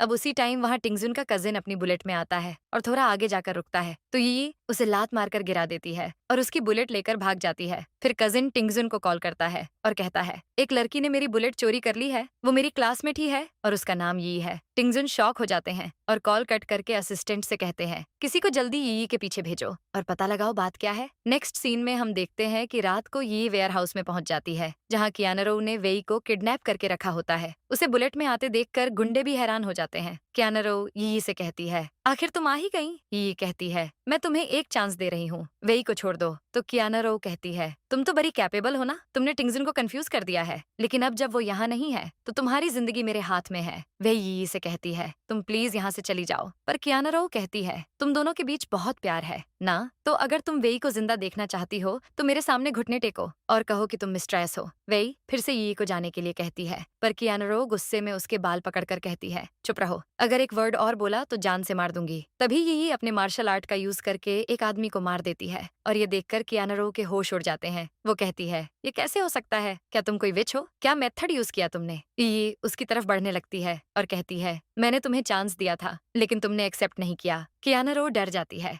और कहती है, तुम पास आई तो मैं वेई को मार दूंगी। तभी वो अचानक ये के ऊपर कुछ स्प्रे करती है और ये मन में कहती है, ओह नो, इस सेंट का तो कोई एंटीडोट नहीं है। ये सडनली गिर जाती है और कियानरो हंसते हुए कहती है, मैंने उम्मीद नहीं की थी कि जो मेडिसिन मैं अब्रॉड से लेकर आई थी वो इतने काम की होगी। अब मैं तुम्हारा वीडियो बनाऊंगी, फिर देखती हूँ टिंगजुन तुम्हें कैसे पसंद करता है। तभी वो अपने आदमी अशीन को कहती है, आज रात तुम इसके साथ मजे करो। तभी यी को टिंगजुन का कॉल आता है और यी के मुंह से खून निकलने लगता है। फिर उसकी हस्बैंड वाली रिंगटोन सुनकर यी सोचती है, उस ओल्ड मैन ने रिंगटोन कब चेंज कर दिया। वहीं कियानरो गुस्से में कहती है, तुमने पहले टिंगजुन को सिड्यूस किया और अब ये घटिया सा रिंगटोन लगाकर बैठी हो। वो फोन को पैरों से कुचल देती है और अशीन को अपना काम करने के लिए कहती है, लेकिन तभी वे किसी तरह अपना हाथ खोलकर कियानरो को पुश कर देती है, लेकिन कियानरो उसे मारकर बेहोश कर देती है और फिर ये उठकर कियानरो का गला पकड़ लेती है। कियानरो शॉक में कहती है, तुम उठ कैसे गई? वो अशीन को हेल्प के लिए बुलाती है और तभी अशीन को साइड में एक बम पड़ा हुआ मिलता है। तभी वो बम को जलाकर वेई के पास जाता है। ये देखकर कियानरो को छोड़ देती है और वेई की तरफ भागने लगती है कि तभी एक बड़ा ब्लास्ट होता है। सीन चेंज होता है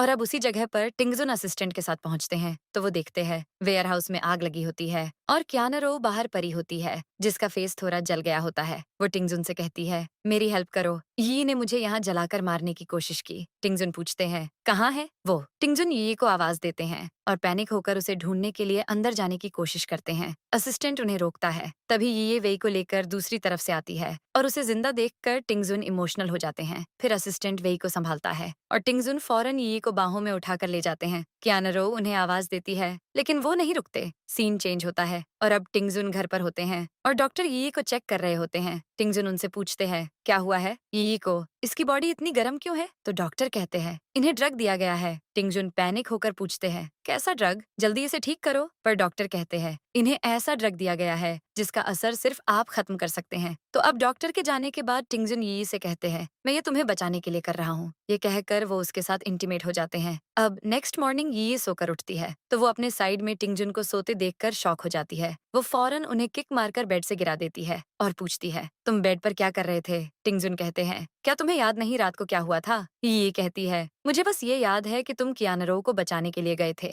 टिंगजुन कहते हैं तुम होश में हो, तुम्हें याद नहीं कि तुम्हें रात को किसने बचाया। ये कहती है अगर तुमने उसे प्रोवोक नहीं किया होता तो वो मुझे हार्म ही नहीं करती। टिंगजुन कहते हैं तुमने मुझे कॉल क्यों नहीं किया, तुम ऐसे क्यों ट्रीट करती हो जैसे मैं मर गया हूँ। ये कहती है मैंने उस टाइम इतना सोचा नहीं। टिंगजुन कहते हैं तुम्हें कुछ हो जाता तो ये पूछती है तुम परेशान क्यों हो रहे हो, कहीं तुम्हें मुझसे प्यार तो नहीं हो गया है। लेकिन तुमने तो कहा था कि तुम मुझ जैसी लड़की को कभी पसंद नहीं करोगे। तो टिंगजुन कहते हैं मुझे तो बस तुम पर तरस आ गया, तुम बेचारी कंट्री साइड की लड़की हो और अगर हमारी शादी हो ही गई है तो तुम्हारी सेफ्टी की रिस्पॉन्सिबिलिटी मेरी है। ये कहती है ठीक है जो बोला है याद रखना, मैं भी किसी ओल्ड मैन के साथ नहीं रहना चाहती। टिंगजुन कहते हैं तुम कितनी रूड हो। तो ये कहती है फिर तुम कियाना के पास क्यों नहीं चले जाते। टिंगजुन फौरन उसके दोनों हाथ पकड़ लेते हैं और कहते हैं अब तुम्हें जेलस होने की जरूरत नहीं है। लेकिन उसी टाइम दादी और दादाजी आ जाते हैं और दोनों को उस पोजीशन में देखकर शॉक हो जाते हैं। ये ड्रामा करते हुए कहती है ये मुझे फिर से बुली कर रहा है। टिंगजुन कहते हैं मैंने सच में इसे बुली नहीं किया। लेकिन दादी यी को हक कर लेती हैं और दादाजी से कहती है देखा इसके पास पैसे हैं तो ये कैसे यी को बुली कर रहा है और इसकी कियाना की वजह से यी की जान खतरे में पड़ गई थी। दादाजी कहते हैं मैं इसके सारे एसेट्स फ्रीज कर दूंगा और अगर इसने यी को बुली किया तो इसे एक पैसा नहीं दूंगा। ये फिर कहती है इन्हें देखते ही मुझे याद आता है कि कियाना मुझे कैसे हार्म करना चाहती थी, मुझे डर लगता है, इसे यहाँ से निकालो। तो टिंगजुन को वहाँ से जाना पड़ता है। अब टिंगजुन हॉल में जाते हैं तो मिसेस हुओ उनसे कहती है ये डरी हुई होगी, तुम उसका ख्याल क्यों नहीं रखते। टिंगजुन कहते हैं आपको तो वो पसंद नहीं थी ना। मिसेस हुओ कहती है वो पहले की बात है, लेकिन अब मैं समझ गई हूँ वो बहुत अच्छी है, मैं उसे ये सूप पिलाकर आती हूँ। ये बोलकर वो भी चली जाती हैं। दूसरी तरफ कियाना हॉस्पिटल में होती है और उसकी mom Mrs by mister by से कहती है हमारी कियाना के साथ बहुत बुरा हुआ है, क्या तुम हुओ फैमिली से बात नहीं करोगे। मिस्टर बाई कहते हैं मैंने पहले ही कहा था कि उस लड़की से पंगे मत लेना, लेकिन इसने सुना नहीं, इसकी वजह से हुओ फैमिली ने हमसे सारे कनेक्शन तोड़ दिए हैं। कियाना गुस्से में कहती है ऐसा नहीं हो सकता, टिंगजुन मेरे साथ ऐसा नहीं कर सकता, वो मुझसे प्यार करता है, ये सब उस यी की गलती है, उसने टिंगजुन को मुझसे छीन लिया, मैं उसे छोड़ूंगी नहीं। मिस्टर बाई कहते हैं तुम पागल हो गई हो, मुझे तुमसे कोई मतलब नहीं है। ये बोलकर वो चले जाते हैं। इसके बाद टिंगजुन और यी साथ में बैठे होते हैं जब मेड आकर उन्हें कहती है कि दादी को हार्ट अटैक हुआ है और वो बेहोश हो गई हैं। यी और टिंगजुन तुरंत उनके पास जाते हैं। अब वो फैमिली दादी के पास होती है और डॉक्टर उनका चेकअप कर रहे होते हैं। फिर वो कहते हैं इन्हें हार्ट अटैक नहीं आया है बल्कि पॉइजन दिया गया है। टिंगजुन कहते हैं ऐसा कैसे हो सकता है, दादी तो घर पर ही रहती हैं। दादाजी कहते हैं डॉक्टर आप तो डिटॉक्सिफिकेशन में एक्सपर्ट है ना। तो डॉक्टर कहते हैं इस पॉइजन का एंटीडोट मेरे पास नहीं है, ये बहुत डेंजरस पॉइजन है, जिसे भी ये पॉइजन दिया जाता है वो एक दिन के अंदर ही मर जाता है, इसे बस मिरेकल डॉक्टर ठीक कर सकते हैं। मिसेस हुओ परेशान होकर कहती है अब हम क्या करें। तभी ये कहती है मैं दादी को ठीक कर सकती हूँ। लेकिन शाओ कहती है तुम बकवास मत करो, doctor Li highly respected doctor हैं, अगर इनके पास एंटीडोट नहीं है तो तुम क्या कर सकती हो। आंटी भी कहती है ये अगर मॉम को कुछ हुआ तो क्या तुम रिस्पॉन्सिबिलिटी लोगी। तभी दादाजी कहते हैं ये तुम्हारी तबीयत भी ठीक नहीं है तो तुम टिंगजुन के साथ जाओ। लेकिन ये टिंगजुन से कहती है क्या तुम्हें भी मुझ पर भरोसा नहीं है। टिंगजुन कहते हैं मुझे भरोसा है, क्या तुम बाथरूम में जाओगी। लेकिन ये उन्हें इग्नोर कर देती है। फिर टिंगजुन मन में कहते हैं, मैं तुम्हें चांस देना चाहता हूँ कि तुम बाथरूम में जाकर वापस से वो प्लांट ऑर्डर कर सको, लेकिन तुम समझ ही नहीं रही। तभी शाओ कहती है, एक कंट्री साइड की लड़की दादी को कैसे बचा सकती है जब तक वो मिरेकल डॉक्टर को कॉल न करे। तो ये कहती है, अगर मैंने उन्हें बुला लिया तो। शाओ कहती है, तुम्हें क्या लगता है चिवेई तुम्हारे रिलेटिव हैं? ये कहती है, अगर मैं उन्हें नहीं बुला पाई तो मैं इस घर को छोड़कर चली जाऊंगी। शाओ कहती है, ठीक है, अगर तुमने ढूंढ लिया तो तुम जो कहोगी मैं करूंगी। ये ओके बोलती है और वेइजी को कॉल करके कहती है, आप 10 मिनट में मुझसे मिलने आइए। अब हम देखते हैं कि 10 मिनट में सिक्योरिटी गार्ड आकर दादाजी से कहते हैं कि कोई चिवेई आपसे मिलने आए हैं। दादाजी कहते हैं, मैं उन्हें पिक करने आता हूँ, लेकिन ये कहती है, उसकी जरूरत नहीं है। टिंगजुन गार्ड से कहते हैं, जाओ जाकर उन्हें अंदर भेजो। गार्ड जाते हैं और शाओ कहती है, वो फेक होंगे, आज तक किसी ने मिरेकल डॉक्टर को देखा ही नहीं है। तभी वेजी यानी चिवेई वहाँ आ जाते हैं। उन्हें देखकर शाओ यी से कहती है, इस भिखारी को तुमने कहाँ से ढूंढा? दादी बीमार हैं और तुम मजाक कर रही हो। तो चिवेई कहते हैं, तुम अपनी उम्र से ज्यादा क्यों बोल रही हो? क्या मैं तुम्हें इंजेक्शन दूं? शाओ कहती है, ये मिरेकल डॉक्टर कैसे हो सकता है? चिवेई कहते हैं, मैं जानता हूँ कि ओल्ड लेडी को कैसे ठीक करना है, लेकिन अगर तुम्हें मुझ पर भरोसा नहीं है तो तुम ही इन्हें ठीक कर लो। तभी ये उन्हें कहती है, आप इसे इग्नोर कीजिए और दादी को देखिए। चिवेई तुरंत दादी की ट्रीटमेंट शुरू कर देते हैं और दादी को होश भी आ जाता है। मिसेस हो उनसे पूछती है, आपको होश आ गया, अब आप कैसी हैं? तो दादी कहती है, मुझे क्या हुआ था? दादाजी कहते हैं, तुम्हें पॉइजन दिया गया था, लेकिन यी ने मिरेकल डॉक्टर को बुलाकर तुम्हें बचा लिया। दादी यी से कहती हैं, तुमने फिर से मेरी जान बचाई। ये कहकर वो उसे अपना फैमिली हेयरलूम रिंग देती हैं। ये देखकर आंटी कहती हैं, मॉम आप ये फैमिली मिस्ट्रेस का टोकन इसे क्यों दे रही है? दादी कहती है, चुप रहो, अगर तुम में ये जैसी एबिलिटी होती तो ये रिंग तुम्हें मिल चुकी होती। तभी ये कहती है, दादी मैं ये नहीं रख सकती, कहीं ये मुझसे खो न जाए। पर दादी कहती है, कोई बात नहीं, लेकिन जो तुम्हारे हक का है वो तो तुम्हें मिलना ही चाहिए। अब हम बूढ़े हो गए हैं तो इस फैमिली की जिम्मेदारी अब तुम पर है। तुम हमें कब ग्रेट ग्रैंडसन दोगी? टिंगजुन कहते हैं, डोंट वरी, इसके लिए हम हार्ड वर्क करेंगे। सीन चेंज होता है और अब दादाजी यी से पूछते हैं, तुम मिरेकल डॉक्टर को कैसे जानती हो? तो यी कहती है, मैं जब माउंटेन में मेडिसिन कलेक्ट करने जाती थी तो एक बार मुझे वो चिवेई मिले जिन्हें एक स्नेक ने काट लिया था। तब मैंने उनकी जान बचाई थी और वो मेरे नेबर भी थे। दादी कहती हैं, तुम तो हमारे लिए सच में लकी हो। लेकिन टिंगजुन को उसकी बात पर भरोसा नहीं होता है। अब ये रूम में जाती है तो वो उसे फॉलो करते हैं। ये कहती है, तुम्हें क्या चाहिए? टिंगजुन उसे अपनी तरफ पुल करके कहते हैं, तुमने मिरेकल डॉक्टर को बचाया? क्या मिरेकल डॉक्टर ऑर्डिनरी स्नेक के पॉइजन को भी नहीं झेल सकते? ये कहती है, मुझे क्या पता, जाकर चिवेई से पूछो, और मुझे आगे से टच किया तो मैं तुम्हारे हाथ काट दूंगी। टिंगजुन उसके करीब जाकर कहते हैं, ये क्यों नहीं कहती कि तुम्हें भी ये अच्छा लगता है? तभी असिस्टेंट वहाँ आ जाते हैं और कहते हैं कि जिसने मैडम को पॉइजन दिया वो कियाना रो है। उसने किसी को घर में सीक्रेटली घुसने को कहा था। टिंगजुन कहते हैं, लगता है वो जिंदा रहना ही नहीं चाहती। अगले सीन में ये मिसेस कियाओ से मिलने उनके घर जाती है। वो कहती है, आपने ये क्यों कहा कि मैं आपकी बिछड़ी हुई बेटी हूँ? मिसेस कियाओ कहती है, लास्ट टाइम जब मैंने तुम्हें देखा तो मुझे तुम जानी पहचानी लगी। तब से मुझे लग रहा था कि तुम मेरी अपनी बेटी हो। तुम्हारे लोअर बैक में एक बटरफ्लाई शेप का बर्थ मार्क है ना? ये सोचती है, इसके बारे में तो किसी को नहीं पता, कहीं ये सच में मेरी माँ तो नहीं? मिसेस कियाओ कहती है, लगता है मैंने सही गैस किया, मैं सच में तुम्हारी माँ हूँ। वो उसके पास बैठकर पास आने की कोशिश करती है पर ये उसका हाथ झटक देती है। मिसेस कियाओ कहती है, सॉरी मैं इम्पेशेंट हो गई थी, मैं तुम्हारे बारे में 7 साल से सोच रही हूँ, क्या तुम देखना चाहोगी? ये सोचती है, दादी ने मुझे कभी मेरी मॉम के बारे में नहीं बताया क्योंकि वो अचानक कहीं गायब हो गई थी। एक बार इनकी बात सुनने में कोई बुराई नहीं है। तो अब मिसेस कियाओ उसे घर दिखाती है और कहती है, ये कियाओ फैमिली का घर है, जल्दी ही मिस्टर कियाओ भी आने वाले हैं। लेकिन तभी शान आकर कहती है, मॉम ये लड़की मेरी बहन कैसे हो सकती है? कहीं आपको गलतफहमी तो नहीं हुई है? इसे बाहर निकालो। ये कहती है, तुम चाहती हो मैं तुम्हारी बहन बनूं? तुम ये डिजर्व ही नहीं करती। लेकिन मिसेस कियाओ कहती है, तुम शान से ऐसे बात नहीं कर सकती, भले ही तुम हो फैमिली की डॉटर इन लॉ हो, लेकिन एंड में वो तुम्हें छोड़ ही देंगे। अगर तुम मिस्टर कियाओ और शान को प्लीज करो तो कम से कम तुम्हारे पास अपनी माँ होगी। ये कहती है, मैंने अभी तक आपको अपनी माँ नहीं माना है। मिसेस कियाओ कहती है, मैं सच में तुम्हारी माँ हूँ, तुमने इतने सालों से बहुत सफर किया है और मैं कोशिश करूंगी कि तुम्हें आगे अच्छी लाइफ मिले। मैं और मिस्टर कियाओ इतने सालों से तुम्हारे बारे में सोच रहे थे और तुम्हारे लिए हमने घर में एक रूम भी रखा है। शाम को हम साथ बैठकर बातें करेंगे, तो तुम कहीं मत जाओ। लेकिन ये कहती है, मैं जानती हूँ वो रूम फर्स्ट फ्लोर पर है जहाँ सिर्फ सर्वेंट्स के रूम हैं। तो शान कहती है, तुम जैसी लड़की वही डिजर्व करती है। ई को गुस्सा आता है तो वो उसके हाथ को ट्विस्ट कर देती है। तो शान कहती है, तुम मेरे घर में मुझे कैसे हर्ट कर सकती हो? मिसेस कियाओ गुस्से में ये से कहती है, तुम्हें क्या दिक्कत है? मैंने कहा तुम्हें शान को प्लीज करना है, इससे पहले कि मिस्टर कियाओ आ जाए। जल्दी इससे माफी मांगो। ये कहती है, लगता है आपको भी ऐसे ही लेसन की जरूरत है। मिसेस कियाओ ऑफेंड हो जाती है और ये वहाँ से चली जाती है। अब इधर टिंगजुन दादी के सामने घुटनों पर बैठे होते हैं और दादी कहती है, तुमने फिर से यी को बुली किया ना, इसलिए वो घर से चली गई। टिंगजुन कहते हैं, मैंने ऐसा कुछ नहीं किया है। तभी यी आ जाती है और टिंगजुन को ऐसे देखकर उसे मजा आता है। तभी टिंगजुन उसे शोल्डर पर उठाकर रूम में ले जाते हैं।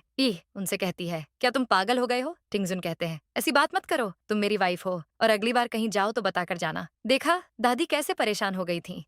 कहती है, डोंट वरी, मैं अब बच्ची नहीं हूँ। सीन वापस बदलता है और अब टिंगजुन घर से बाहर आते हैं तो वो दादी और मिसेस हुओ को बाहर खड़े देखते हैं। टिंगजुन कहते हैं, आप लोग यहाँ क्या कर रहे हैं? दादी कहती है, ये क्या हो, फैमिली के साथ चली गई। टिंगजुन कहते हैं, क्या वो सच में शेन मेटिंग की बेटी है? मिसेस हुओ कहती है, हमें खुश होना चाहिए कि उसे उसकी मॉम मिल गई, पर दादी कहती है, मुझे ये औरत ठीक नहीं लगती। टिंगजुन, तुम जाकर उसे लेकर आओ, कहीं वो उसे हार्म न करे। टिंगजुन फौरन वहाँ से चले जाते हैं। इधर ये मिसेस कियाओ के साथ कार में होती है। मिसेस कियाओ कहती है, तुम्हारे अंकल स्पेशली अपना काम छोड़कर तुम्हें पिक करने आए हैं, लेकिन शान नहीं आई, इसलिए तुम उसे ब्लेम मत करना। उसे पियानो प्रैक्टिस करनी है। आज फेमस पियानो मास्टर मिस्टर मू आने वाले हैं उसे गाइडेंस देने। शान बहुत टैलेंटेड है, लेकिन तुम खुद को कम मत समझना। ये सोचती है, मुझे तो पियानो का मास्टर कहा जाता है, लोग मुझे मोजार्ट के नाम से जानते हैं और मास्टर कियाओ टेल्डन भी मेरे सामने कुछ नहीं है। अब वो लोग घर पहुंचते हैं और मिस्टर कियाओ ये से कहते हैं, कंट्री साइड में तो तुम बहुत डिलीशियस फूड बनाती होगी ना, आज हमारी शेफ छुट्टी पर है तो क्यों ना तुम आज हमारे लिए खाना बनाओ। मिसेस कियाओ कहती है, तुम्हें अपने अंकल के लिए आज अच्छा खाना बनाना होगा। तभी ये कहती है, मैं सिर्फ इसलिए आप लोगों के साथ आई हूँ ताकि पैटर्निटी टेस्ट करवा सकें। ये सुनते ही मिसेस कियाओ शॉक हो जाती है और कहती है, क्या ये जरूरी है? तुम मेरी बेटी हो, मैंने तुम्हें बर्थ मार्क के बारे में बताया था ना। लेकिन मिस्टर कियाओ कहते हैं, कोई बात नहीं, तुम अपने हेयर या नेल्स मुझे दे देना, मैं टेस्ट करवा दूंगा। ये कहती है, ये टेस्ट मैं करवाऊंगी। तो मिसेस कियाओ कहती है, क्या तुम्हें हम पर भरोसा नहीं है? तभी मिस्टर कियाओ मिसेस कियाओ से कहते हैं, हर बच्चे को हक है भरोसे के लिए ये टेस्ट करवाने का, तुम इतना तमाशा क्यों कर रही हो? मिसेस कियाओ ड्रामा करते हुए कहती है, ये मैं तुम्हें हर्ट नहीं करना चाहती थी, ठीक है तुम खुद टेस्ट करवा लो। ये सोचती है, क्या सच में ये मेरी माँ है? इसके बाद ये मिसेस कियाओ के साथ बैठी होती है और मिसेस कियाओ उसे हेयर के सैंपल देकर कहती है, ये तुम जाकर लंच अब बना दो, तुम्हारे अंकल बहुत खुश हो जाएंगे। लेकिन ये कहती है, मुझे डर है कि आपको मेरी कुकिंग अच्छी नहीं लगेगी। मिसेस कियाओ कहती है, ये तुम क्या बोल रही हो? क्या तुमने कंट्री साइड में काम नहीं किया है? ये कहती है, आप चाहती हैं मैं खाना बनाऊं, लेकिन मुझे खाने में राइट पॉइजन मिलाना पसंद है। अगर आप मरने से नहीं डरती तो मैं खाना बना सकती हूँ। मिसेस कियाओ डर जाती है और कहती है, तुम रहने दो, लेकिन मास्टर मुंह आने वाले हैं और तुम्हारा लुक काफी खराब है, तो तुम थोड़ी देर के लिए बाहर चली जाओ। ये बोलकर वो उसे टैक्सी के लिए 50 युआन देती है। ये सोचती है, मैं यहाँ हजारों रुपये लेकर आई थी और ये मुझे 50 युआन दे रही है। तभी शान आ जाती है और कहती है, मॉम आप इसे सीक्रेटली पैसे दे रही हैं? फिर वो मिस्टर कियाओ को बुलाती है। मिसेस कियाओ मिस्टर कियाओ से कहती है, इसे रूल नहीं मालूम है, तो मुझे डर है कि कहीं ये मास्टर मुंह को ऑफेंड न कर दे, इसलिए मैं इसे वापस जाने के लिए पैसे दे रही थी। मिस्टर कियाओ कहते हैं, तुम्हें एक्सरसाइज करने के लिए पैदल ही घर चले जाना चाहिए, जरूर कम एक्सरसाइज की वजह से तुम ऐसी दिखती हो। ये कहती है, ये मेरी नेचुरल ब्यूटी है, लेकिन क्या आप अपना फेस शान के जैसे रेड करना चाहेंगे? मिस्टर कियाओ मिसेस कियाओ से कहते हैं, तुमने इसे कैसा एजुकेशन दिया है? तो मिसेस कियाओ ये से कहती है, तुम जल्दी मिस्टर कियाओ और शान से माफी मांगो। लेकिन तभी ये उसका हाथ ट्विस्ट कर देती है और कहती है, मैंने कहा ना मैं डीएनए टेस्ट के लिए आई हूँ। मिसेस कियाओ कहती है, तुम गुस्सा मत हो, ये मेरी गलती है, मैंने नहीं सोचा था कि तुम सेंसिटिव होगी। मिस्टर कियाओ कहते हैं, ठीक है तुम कंट्री साइड से हो, इसलिए मैं भी तुम्हें ब्लेम नहीं करूंगा। तभी वहाँ सर्वेंट आकर बोलता है कि मास्टर मुंह आ गए हैं। तो मिसेस कियाओ ये से कहती है, तुम जल्दी जाकर छुप जाओ। लेकिन शान कहती है, मॉम इसने कभी पियानो नहीं देखा होगा, तो इसे भी देख लेने दो। तभी मास्टर मुंह आ जाते हैं और कहते हैं, मिस्टर कियाओ आपने तो मुझे शान को गाइड करने को कहा था, लेकिन फिर ये दूसरी लड़की कौन है? शान कहती है, ये है जो कंट्री साइड में पली बढ़ी है और इसने कभी पियानो नहीं देखा है, इसलिए ये पियानो के बारे में जानना चाहती है। तो अब मास्टर मुंह पियानो में म्यूजिक प्ले करते हैं और मिसेस कियाओ कहती है, ये तो बेस्ट म्यूजिक था, क्या ये आपका ओरिजिनल म्यूजिक है? मास्टर मुंह हाँ कहते हैं, लेकिन ये जाते जाते सोचती है, ये म्यूजिक पियानो गॉड मास्टर कियाओ का है, लेकिन बहुत कम लोगों को ये पता है। वो जा ही रही होती है कि तभी ये कहती है, डॉग को पेंट कर देने से वो टाइगर नहीं बन जाता, मेरे पियानो स्किल के सामने कोई कुछ नहीं है, वैसे दूसरों के ओरिजिनल वर्क की कॉपी करना भी क्राइम है और आपको जेल हो सकती है। मास्टर मुंह कहते हैं, कंट्री साइड की लड़की को पियानो के बारे में क्या पता होगा? शान कहती है, ये फेमस पियानिस्ट हैं, तुम इन पर कमेंट कैसे कर सकती हो? तभी मास्टर मुंह किसी को बुलाकर ये को बांधने के लिए कहते हैं। फिर एक सर्वेंट आकर ये को पकड़ता है, लेकिन तभी ये उसे मारकर गिरा देती है। फिर मास्टर मुंह उससे लड़ने आते हैं तो ये उनका हाथ ट्विस्ट कर देती है। तभी टिंगजुन आ जाते हैं और उन्हें देखकर कियाओ फैमिली डर जाती है। मिस्टर कियाओ कहते हैं, आप यहाँ कैसे? टिंगजुन यी से पूछते हैं कि क्या हुआ, तो वो कहती है मास्टर मू ही मुझसे फाइट करना चाहते थे। तभी मिस्टर क्याओ कहते हैं मिस्टर हुओ, ये मेरी गलती है, मैं यी को डिसिप्लिन सिखाऊंगा। तो टिंगजुन कहते हैं आप होते कौन है? मेरी वाइफ को डिसिप्लिन सिखाने वाले। फिर वो यी से कहते हैं अगर तुम्हें चोट लग जाती तो मैं क्या करता। और ये देखकर शान जेलस हो जाती है। सीन चेंज होता है और टिंगजुन यी के साथ कार में होते हैं। वो कहते हैं मास्टर मू को पुलिस अरेस्ट करके ले गई है, क्या तुम खुश नहीं हो? यी कहती है मुझे उनसे कोई लेना देना नहीं है। टिंगजुन कहते हैं तुम मिस्टर क्याओ को लेकर गुस्से में हो ना, लेकिन चिंता मत करो, टेस्ट का रिजल्ट कुछ भी हो तुम उस पर विश्वास मत करना। तुम बस याद रखो कि तुम मेरी वाइफ हो और तुम्हें कोई बुली नहीं कर सकता। नेक्स्ट सीन में हम मिस्टर और मिसेस क्याओ को देखते हैं। मिस्टर क्याओ काफी परेशान लगते हैं तो मिसेस क्याओ कहती है तुम गुस्सा क्यों हो? शुआनचेंग ने यी के टेस्ट के लिए उसके सैंपल्स शान से बदल दिए हैं ना, अब वो मिसिंग भी है, तो हुआ फैमिली कभी सच का पता नहीं लगा पाएगी। दूसरी तरफ यी और टिंगजुन घर पहुंचते हैं तो दादी उन्हें एक पार्टी की इनविटेशन देती है। टिंगजुन उसे देखकर कहते हैं इस पार्टी में सारे नोबल फैमिली आने वाले हैं, अगर तुम जाना चाहो तो हम चल सकते हैं। ये मन में सोचती है अरे हाँ, मुझे भी तो इनविटेशन मिला था, मैं भूल गई थी। सीन चेंज होता है और ये टिंगजुन के साथ पार्टी में पहुंच जाती है। टिंगजुन अपने दोस्तों के पास चले जाते हैं और ये अकेली होती है। वहीं शान भी होती है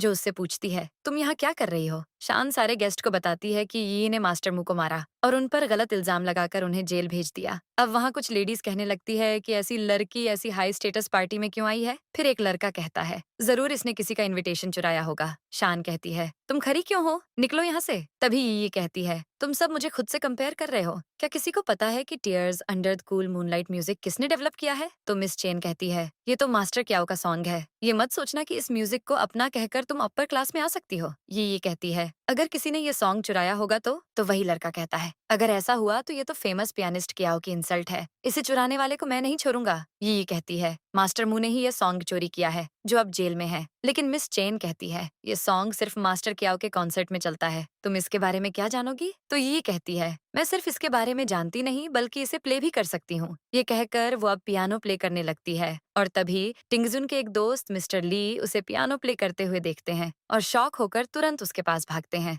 मिस्टर ली यी के सामने घुटनों पर बैठकर कहते हैं मास्टर मैं आपका बहुत बड़ा फैन हूँ, फाइनली मैंने आपको देख ही लिया। ये कहकर वो यी के हाथ को पकड़ते हैं लेकिन तभी टिंगजुन आकर उसे यी से दूर करके कहते हैं मेरी वाइफ से दूर रहो। ये देखकर मिस चेन शॉक में कहती है क्या ये मिस्टर हुओ की वाइफ है? तभी टिंगजुन सबके सामने यी को किस कर लेते हैं और यी को लेकर जाने वाले होते हैं। लेकिन तभी मिस चेन कहती है सॉरी मास्टर, मुझसे गलती हो गई, मेरा बेटा पियानो में काफी टैलेंटेड है, अगर आपके पास टाइम हो तो प्लीज उसे आकर कुछ एडवाइस दीजिए। यी कहती है मैं मान जाती, लेकिन तुमने कंट्री साइड के लोगों को ऑफेंड किया है तो इसका कोई चांस नहीं है। तभी मिस्टर ली कहते हैं अब से मैं चेन फैमिली से सारे को ऑपरेशन तोड़ रहा हूँ। मिस चेन को इससे झटका लगता है। अब ये घर आती है और मिसेस हुआ पूछती है क्या तुम थक गई हो? ये हाँ बोलकर टी का कप लेने वाली होती है, लेकिन तभी दादी कहती है तुम पियानो मास्टर हो, तुम अपने हाथों से टी कैसे ले सकती हो? तो वो टिंगजुन से कहती है तुम देख क्या रहे हो, अपनी वाइफ को सर्व करो। फिर टिंगजुन यी को टी ऑफर करते हैं, लेकिन मिसेस हुआ कहती है रुको, ये गर्म है, पहले इसे फूंक मारकर ठंडा करते हैं, तुम तो किसी काम के नहीं हो। अब यी दादी के पास बैठ जाती है और दादी पूछती है तुम इतना अच्छा पियानो कैसे बजा लेती हो, क्या तुम मास्टर क्याओ को जानती हो? यी कहती है मास्टर क्याओ एक बार डिप्रेस्ड थे तो वो रिवर में कूदकर अपनी जान देना चाहते थे,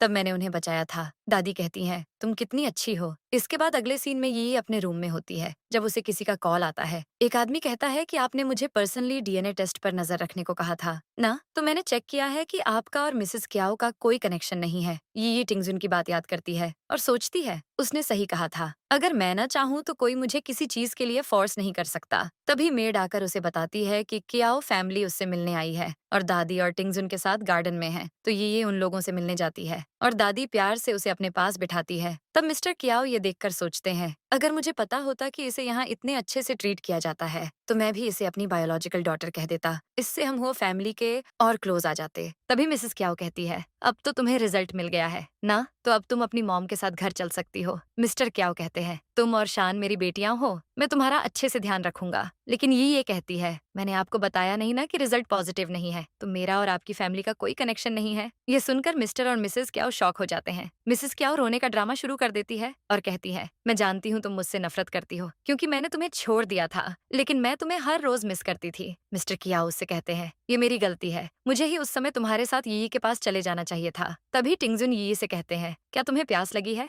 मैं तुम्हारे लिए जूस लाऊं? यी कहती है नहीं, लेकिन मिस्टर और मिसेस कियाओ इतने टाइम से रो रहे हैं, तो इनके लिए टैप वाटर चलेगा। मिसेस कियाओ कहती है, तुम बहुत ऊंची डाल पर बैठ गई हो, तो अपनी मॉम को पहचानने से भी मना कर रही हो, तुम्हें इसकी सजा जरूर मिलेगी। तभी टिंगजुन सर्वेंट को बुलाकर उन दोनों को बाहर निकाल देते हैं। अब हम देखते हैं कि बाहर मिसेस कियाओ मिस्टर कियाओ से कहती है, ये सब क्या हो रहा है? टेस्ट पॉजिटिव कैसे नहीं आया? मिस्टर कियाओ कहते हैं, कहीं उस ये को कुछ पता तो नहीं चल गया? मिसेस कियाओ कहती है, ऐसा नहीं हो सकता, हमारे पास डीएनए रिपोर्ट है, वो झूठ नहीं बोल सकती। फिर वो दोनों वहां से चले जाते हैं और उनकी सारी बात असिस्टेंट सुन लेते हैं। इसके बाद असिस्टेंट टिंगजुन को जाकर ये बात बताते हैं और टिंगजुन कहते हैं, मैं जानता था कि वो झूठी रिपोर्ट बनवाएंगे, लेकिन उन्हें रियल रिपोर्ट कैसे मिल गई? जरूर इसके पीछे यी का हाथ है, तुम जाओ और इस बारे में पता करो। असिस्टेंट चला जाता है। इसके बाद हम देखते हैं कि यी की दादी अपने घर में बैठी होती हैं और तभी टिंगजुन असिस्टेंट के साथ वहां आते हैं। वो उनसे कहते हैं, दादी मैं टिंगजुन हूँ। दादी उन्हें देखकर खुश हो जाती हैं और कहती है, तुम तो बहुत गुड लुकिंग हो, तुम कितने साल के हो? क्या तुम्हारी कोई वाइफ है? मेरी भी एक पोती है, अगर तुम उसे पसंद कर लोगे तो मुझे रिलीफ मिल जाएगा। टिंगजुन कहते हैं, दादी क्या आपको याद नहीं कि मेरी और उसकी शादी ऑलरेडी हो गई है? असिस्टेंट कहते हैं, मास्टर आप पहली बार अपनी ग्रैंड मदर इन लॉ से मिल रहे हैं, लेकिन ये तो कंफ्यूज है, समझ नहीं आ रहा इन्हें हुआ क्या है। तभी ये वहाँ आती है और कहती है, तुम यहाँ क्या कर रहे हो? टिंगजुन कहते हैं, मैंने सोचा शादी के बाद मैं दादी से मिला ही नहीं हूँ, तो मैं स्पेशली इनसे मिलने आ गया। लेकिन दादी को क्या हुआ है? ये कहती है, इन्हें अल्जाइमर है और मैं इन्हें नर्सिंग होम ले जाने आई थी, वहाँ स्पेशलाइज्ड डॉक्टर्स हैं जो इनकी केयर करेंगे। तभी दादी ये को पैसे देती हैं और ये कहती है, दादी अब मैं रिच हूँ, मैंने बहुत बड़ा घर बनाया है, क्यों ना हम साथ रहें? ये सुनकर दादी खुश हो जाती हैं और कहती हैं, अब मैं तुम्हारे साथ रहूंगी और तुम्हें प्रोटेक्ट भी करूंगी। इसके बाद यी और टिंगजुन दादी को लेकर जा रहे होते हैं कि तभी कियानरो उन्हें देख लेती है और कहती है, यी तुमने मेरी शक्ल खराब कर दी और इसके लिए मैं तुम्हें आसानी से जाने नहीं दूंगी। फिर सीन चेंज होता है और ये घर पर होती है। जब मिसेस वो स्ट्रॉबेरीज लेकर आती हैं, वो कहती है, देखो ना ये कितने सुंदर हैं, लेकिन बहुत खट्टे हैं। तभी ये उन्हें टेस्ट करती है और कहती है, ये तो डिलीशियस हैं, क्या मैं ये पूरा खा सकती हूँ? मिसेस हुओ कहती है, ये सब तुम्हारे लिए ही है। फिर नेक्स्ट सीन में ये बाहर चेयर पर सो रही होती है और चिवेई उसे उठाते हैं, तो ये कहती है, मैं फिर से कैसे सो गई? मुझे इतनी नींद क्यों आ रही है? चिवेई कहते हैं, क्या इसके अलावा आपको ऐसा भी फील होता है कि आपको भूख नहीं लग रही? ये कहती है, नहीं, बल्कि मुझे तो बहुत भूख लग रही है। क्या मुझे कोई अजीब बीमारी हो गई है? चिवेई कहते हैं, ये सिकनेस नहीं है, लेकिन हो सकता है कि आप प्रेग्नेंट हैं। ये सुनकर ये शॉक हो जाती है और सोचती है, क्या ये सच हो सकता है? अब दोनों कहीं जा रहे होते हैं और चिवेई उसे ज्यादा रेस्ट करने की एडवाइस देते हैं। तभी ये को किसी का कॉल आता है और एक आदमी कहता है कि आपकी दादी को एक मास्क वाली लड़की ले गई है। ये परेशान हो जाती है और चिवेई के साथ कार में कहीं जाती है। ये सब असिस्टेंट देख लेते हैं और तभी उन्हें टिंगजुन का कॉल आता है, तो वो टिंगजुन को कहते हैं कि मैडम और डॉक्टर साथ में कहीं गए हैं। टिंगजुन कहते हैं, मैं खुद उसे ढूंढ लूंगा। ये कहकर वो भी निकल जाते हैं। फिर हम देखते हैं कि यी और चिवेई एक बिल्डिंग में जा रहे होते हैं और चिवेई स्टेयर्स चढ़ते हुए थक जाते हैं। फिर भी वो यी से कहते हैं, आप प्रेग्नेंट हो सकती हैं, इसलिए आपका वहाँ जाना सही नहीं होगा, मुझे अकेले जाने दीजिए। ये कहती है, दादी उस लड़की के साथ हैं, मैं उन्हें हर्ट नहीं होने दे सकती। ये बोलकर वो अकेले ही चली जाती है। इधर असिस्टेंट टिंगजुन से कहते हैं, मैडम का पता चल गया है। टिंगजुन उसे तुरंत चलने को कहते हैं। इसके बाद ये दादी के पास पहुंच जाती है और देखती है कि कियाना रो ने उन्हें पकड़ रखा है। तभी दादी ये से कहती है, मुझे डर लग रहा है, तो ये कहती है, चिंता मत करिए, हम बस एक गेम खेल रहे हैं। कियाना रो कहती है, तुम्हें इस औरत की बहुत फिक्र है ना? ये बोलकर वो यी के सामने चाकू फेंकती है और कहती है, तो चलो घुटनों पर बैठकर मुझसे भीख मांगो और इस चाकू से खुद को मार लो, वरना मैं इस बुढ़िया को मार दूंगी। ये चाकू उठा लेती है लेकिन कुछ नहीं करती। तो कियाना रो कहती है, तुम क्या अपनी दादी से प्यार नहीं करती? ये कहती है, तुम ये सब क्यों कर रही हो? तो कियाना रो कहती है, तुम्हारी वजह से मेरे फेस की ये हालत हो गई, तुम्हें तो मर ही जाना चाहिए। ये कहती है, तुम मुझसे नफरत करती हो ना, तो दादी को जाने दो। पर कियाना रो कहती है, तुमने मुझे बेवकूफ समझ रखा है, अगर मैं इसे छोड़ दूंगी तो तुम्हें कैसे कंट्रोल करूंगी? ये उसके पास आने की कोशिश करती है। तो कियाना रो कहती है, अगर तुम पास आई तो मैं इस बुढ़िया को बिल्डिंग से नीचे फेंक दूंगी। तभी ये कहती है, टिंगजुन यहाँ आते ही होंगे। तो कियाना रो कहने लगती है, मैंने न्यू क्लोथ्स नहीं पहने हैं, मेकअप भी नहीं किया है, मैं उनके सामने कैसे आऊंगी? उसका ध्यान भटक जाता है। तो उसी टाइम ये दादी को अपनी तरफ खींच लेती है। फिर कियाना रो को गुस्सा आता है और वो चाकू से ये को मारने वाली होती है, मगर सामने टिंगजुन आ जाते हैं और उनके हाथ में चोट लग जाती है। कियाना रो शॉक होकर कहती है, ये सब ये की वजह से हुआ है, मैं तुम्हें हर्ट नहीं करना चाहती थी। वो चाकू छोड़कर रोने लगती है। इसके बाद सीन चेंज होता है, जहाँ टिंगजुन हॉस्पिटल में होते हैं और चिवेई उनके हाथ में बैंडेज कर रहे होते हैं। टिंगजुन कहते हैं, क्या ये जरूरी है? चिवेई कहते हैं, बॉस ने मुझे आपको अच्छे से ट्रीट करने को कहा है। मिसेस हो कहती है, टिंगजुन तुम एरोगेंट मत बनो, ई ने स्पेशली मिरेकल डॉक्टर को तुम्हारी ट्रीटमेंट करने को कहा है। लेकिन टिंगजुन कहते हैं, मुझे मेरी वाइफ से मिलना है। ये कहकर वो चले जाते हैं। दूसरी तरफ ई भी हॉस्पिटल में होती है और डॉक्टर उससे कहती है, कॉन्ग्रेचुलेशन, आप प्रेग्नेंट हैं। ये शॉक हो जाती है और पूछती है, क्या ये रिपोर्ट गलत भी हो सकती है? डॉक्टर कहती है, नहीं, मैं श्योर हूँ। तभी टिंगजुन उनकी आधी बात को सुनकर गलत समझ लेते हैं और पूछते हैं, क्या बात है? क्या मेरी वाइफ के पेट में ट्यूमर है? ये कहती है, तुम क्यों आए हो? जाओ यहाँ से। टिंगजुन कहते हैं, अगर तुम्हारे पेट में ट्यूमर है तो तुम क्यों छुपा रही हो? तभी डॉक्टर उन्हें रिपोर्ट दिखाती है और कहती है, इनके पेट में ट्यूमर नहीं, बेबी है। ये देखकर टिंगजुन खुश हो जाते हैं और ये को हग कर लेते हैं। ये भी खुश होती है और इसी के साथ ड्रामा की हैप्पी एंडिंग हो जाती है।